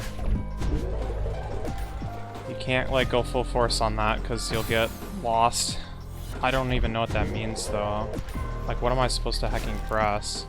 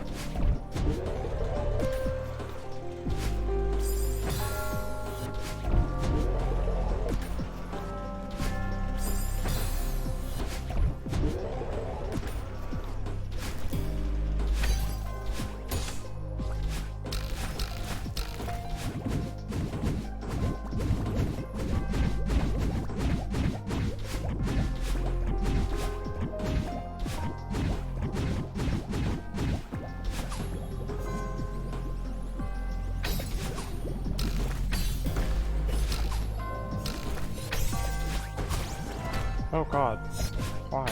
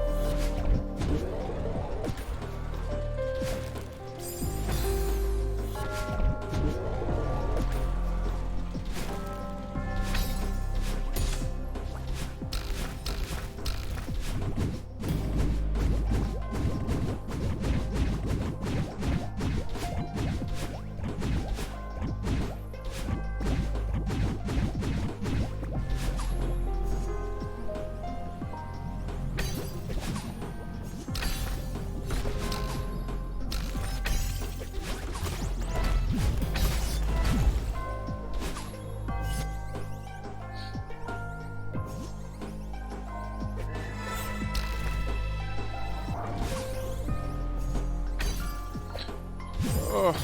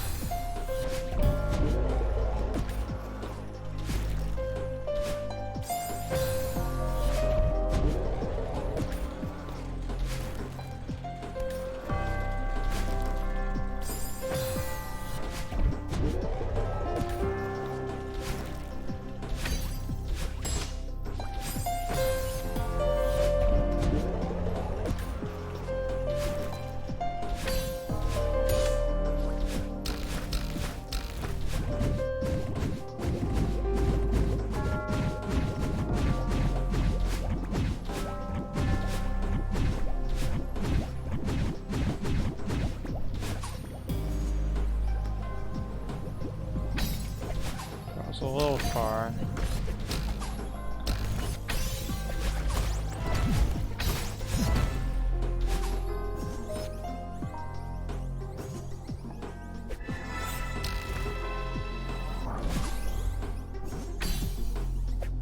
Dang it.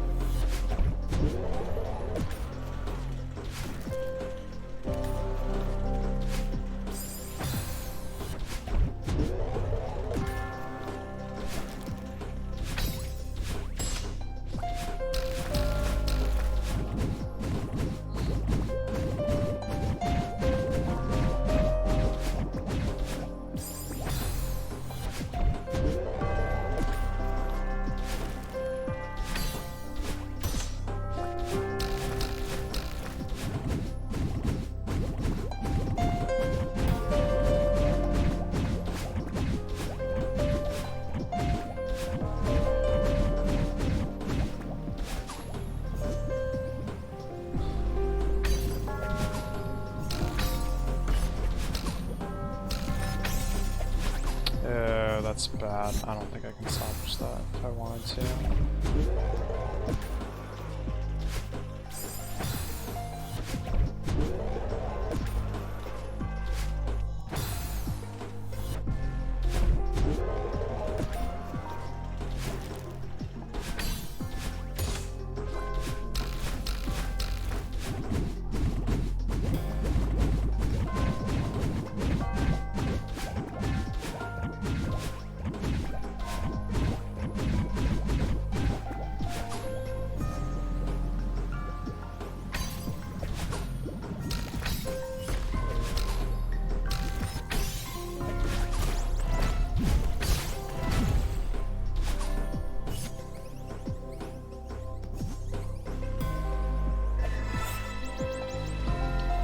Gotta be joking. That actually kind of works, I guess. Oh, well, great. The wind changed and now I'm just screwed. I was trying to do a dash root grab so I could get more speed out of that because I still had my dash by some miracle. But, botched that one. That should have been fine. It was weird, but it should have been fine, but, just bad. Bad at adapting.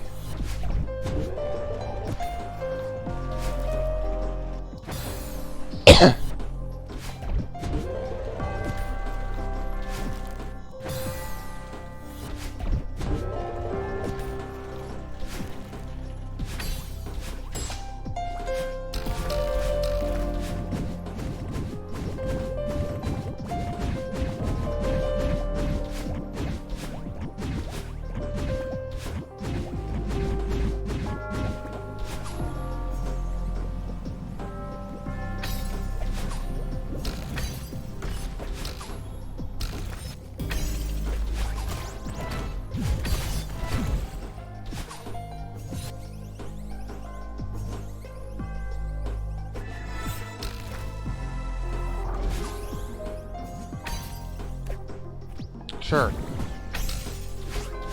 It's fine. Okay.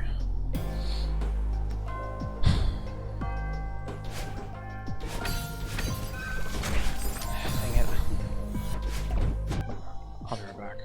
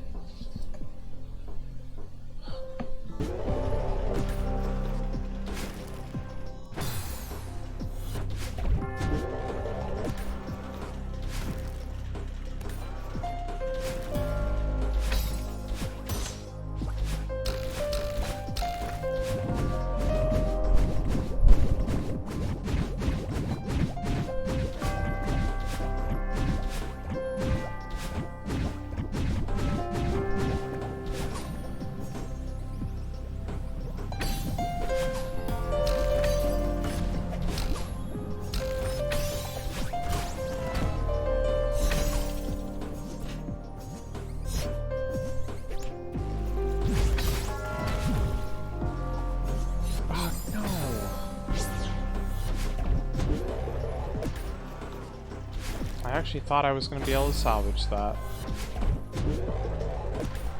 But, alas, I was holding the grab button. I needed to let go of it while on my way down.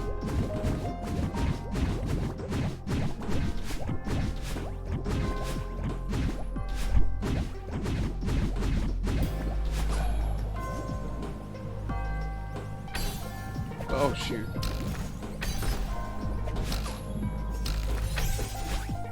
Oh, this is trouble. This is trouble.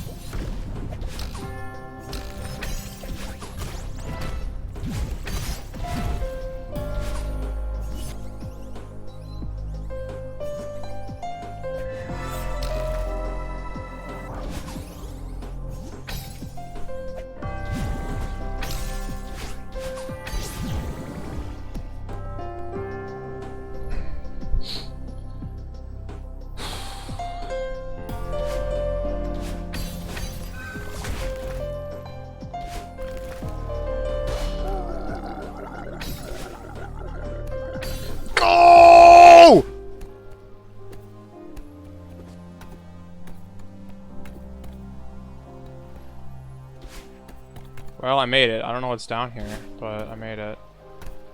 Okay, it's all a safe landing. Well, kind of.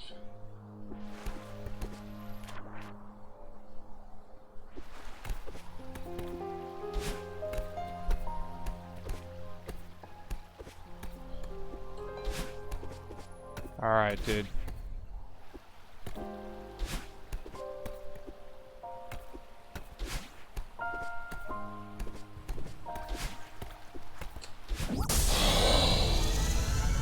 Only took almost 9 hours. Maybe we'll call it 8.5 because that included at least one dinner.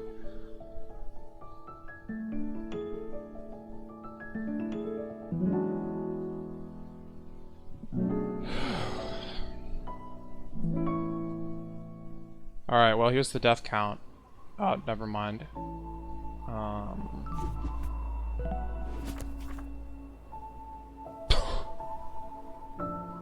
Wait, no, that's the full area. Hold on. How do I get just that stage? Oh, what?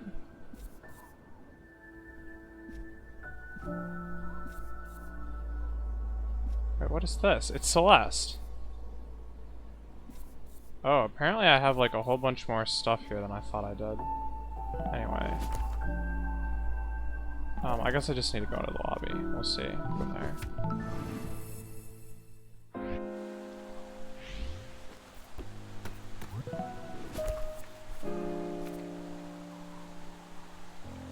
$2,216 deaths. So 2K was approximately right.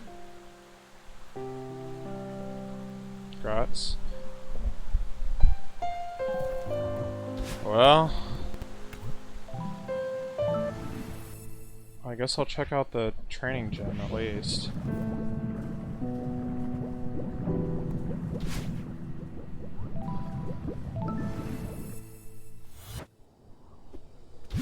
Ultras. The heck is an ultra? But first, let's explain parallel universes.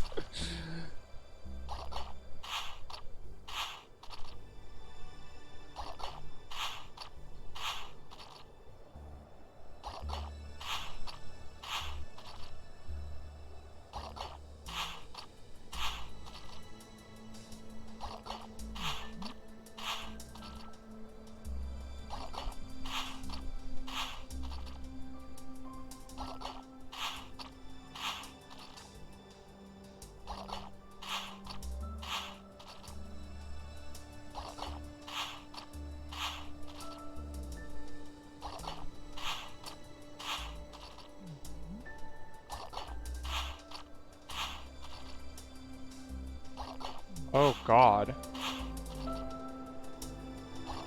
So that's an ultra jump.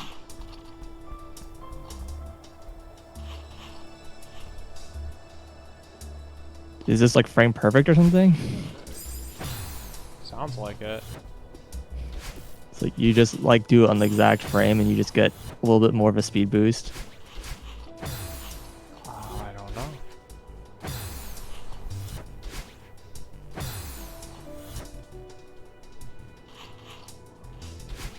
I think it's more about the height of your...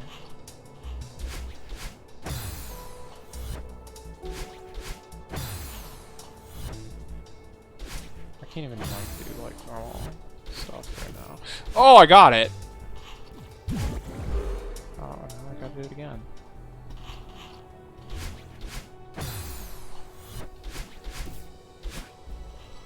I don't like this.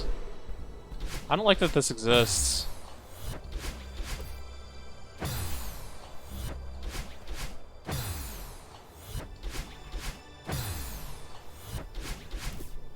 Oh my god. Maybe it's not that hard. Hold on. It's just different than what I'm used to, and that's a problem. Like the timing's just different. It's completely different, yeah. Oh god, we're doing corner boosts now? Ooh. And hold grab. Wait, what? What happens if I go up? There's just another room. Or does it just kick you back out? Oh, I don't know. I guess a different kind of test.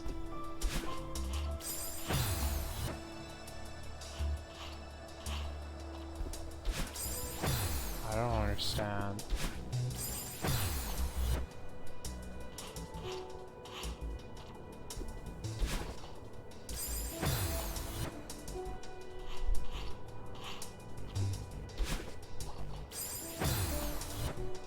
Do I have to press up?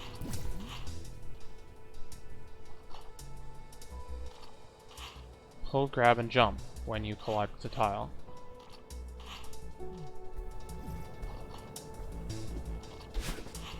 I'm not getting it.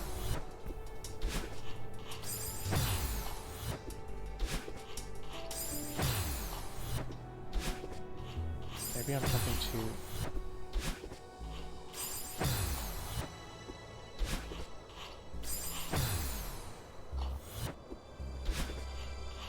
I'm getting some kind of a boost, but it doesn't feel like it's nearly enough.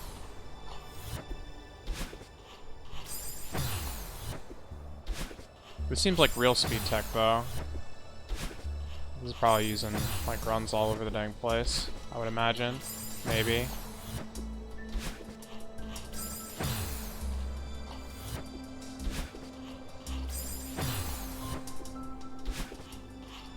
I don't know if I'm, like, too low, or...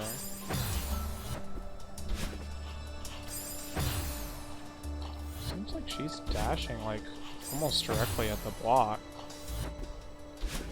But that was definitely too low. It's also too low.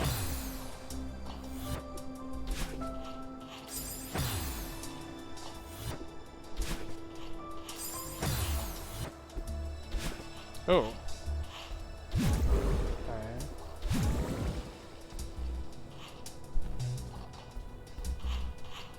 Okay.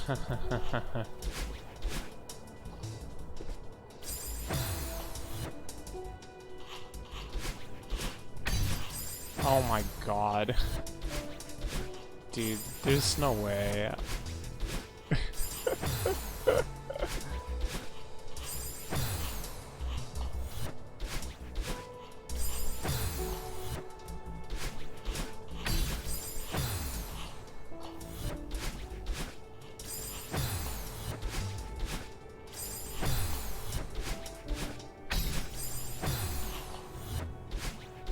How many in a row do I even have to do to clear this room?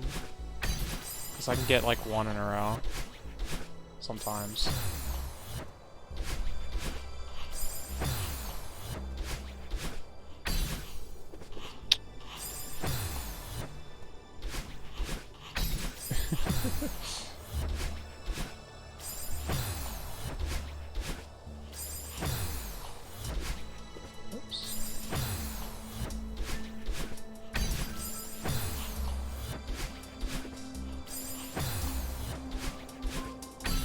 The thing that's the most awkward about this is the fact that I have to like hold grab. I don't like it.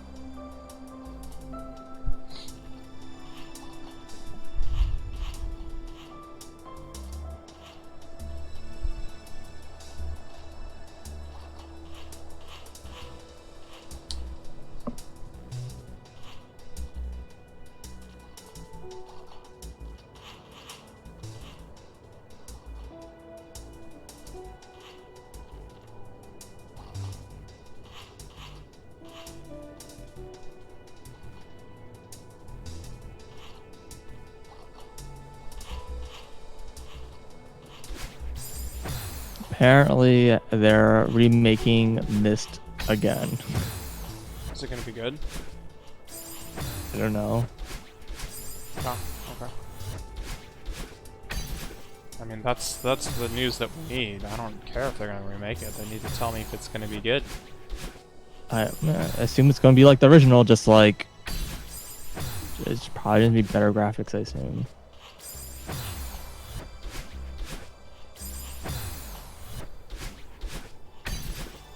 I just want them to make new games. This is like the third time they've remade this game. Okay, well, let's go. And of see course what they're just calling it Myst. They're not calling it like Myst HD or whatever, so it's like really confusing. It looks like it's gonna have VR support, which is neato, I guess, for people with VR. Oh God, please. Dude, how many mechanics are there in this room? 5 jumps. While grabbing the top of the wall, jump straight up. Wow. Oh, yeah.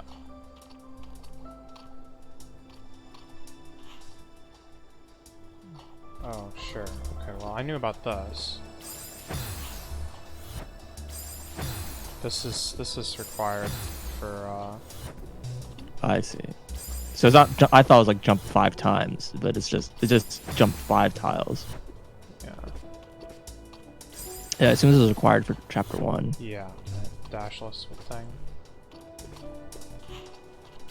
Oh, I'm super running out of, like, stamina. Just do the first one, screw you guys. I don't need this setup. Well, luckily the original devs or whatever have been making new games that are like in that style. So they can do whatever the heck they want because there actually are more games coming out. It's just I don't know. That's always been like kind of like a puzzle game that I've always been a little mixed about because it's like they're fun, but they all have like these major flaws, and then that make them kind of like, you know, Elevator.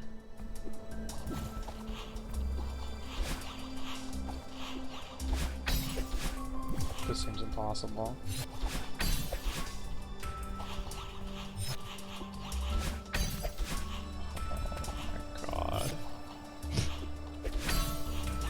So you think this is the end of our adventures? Probably.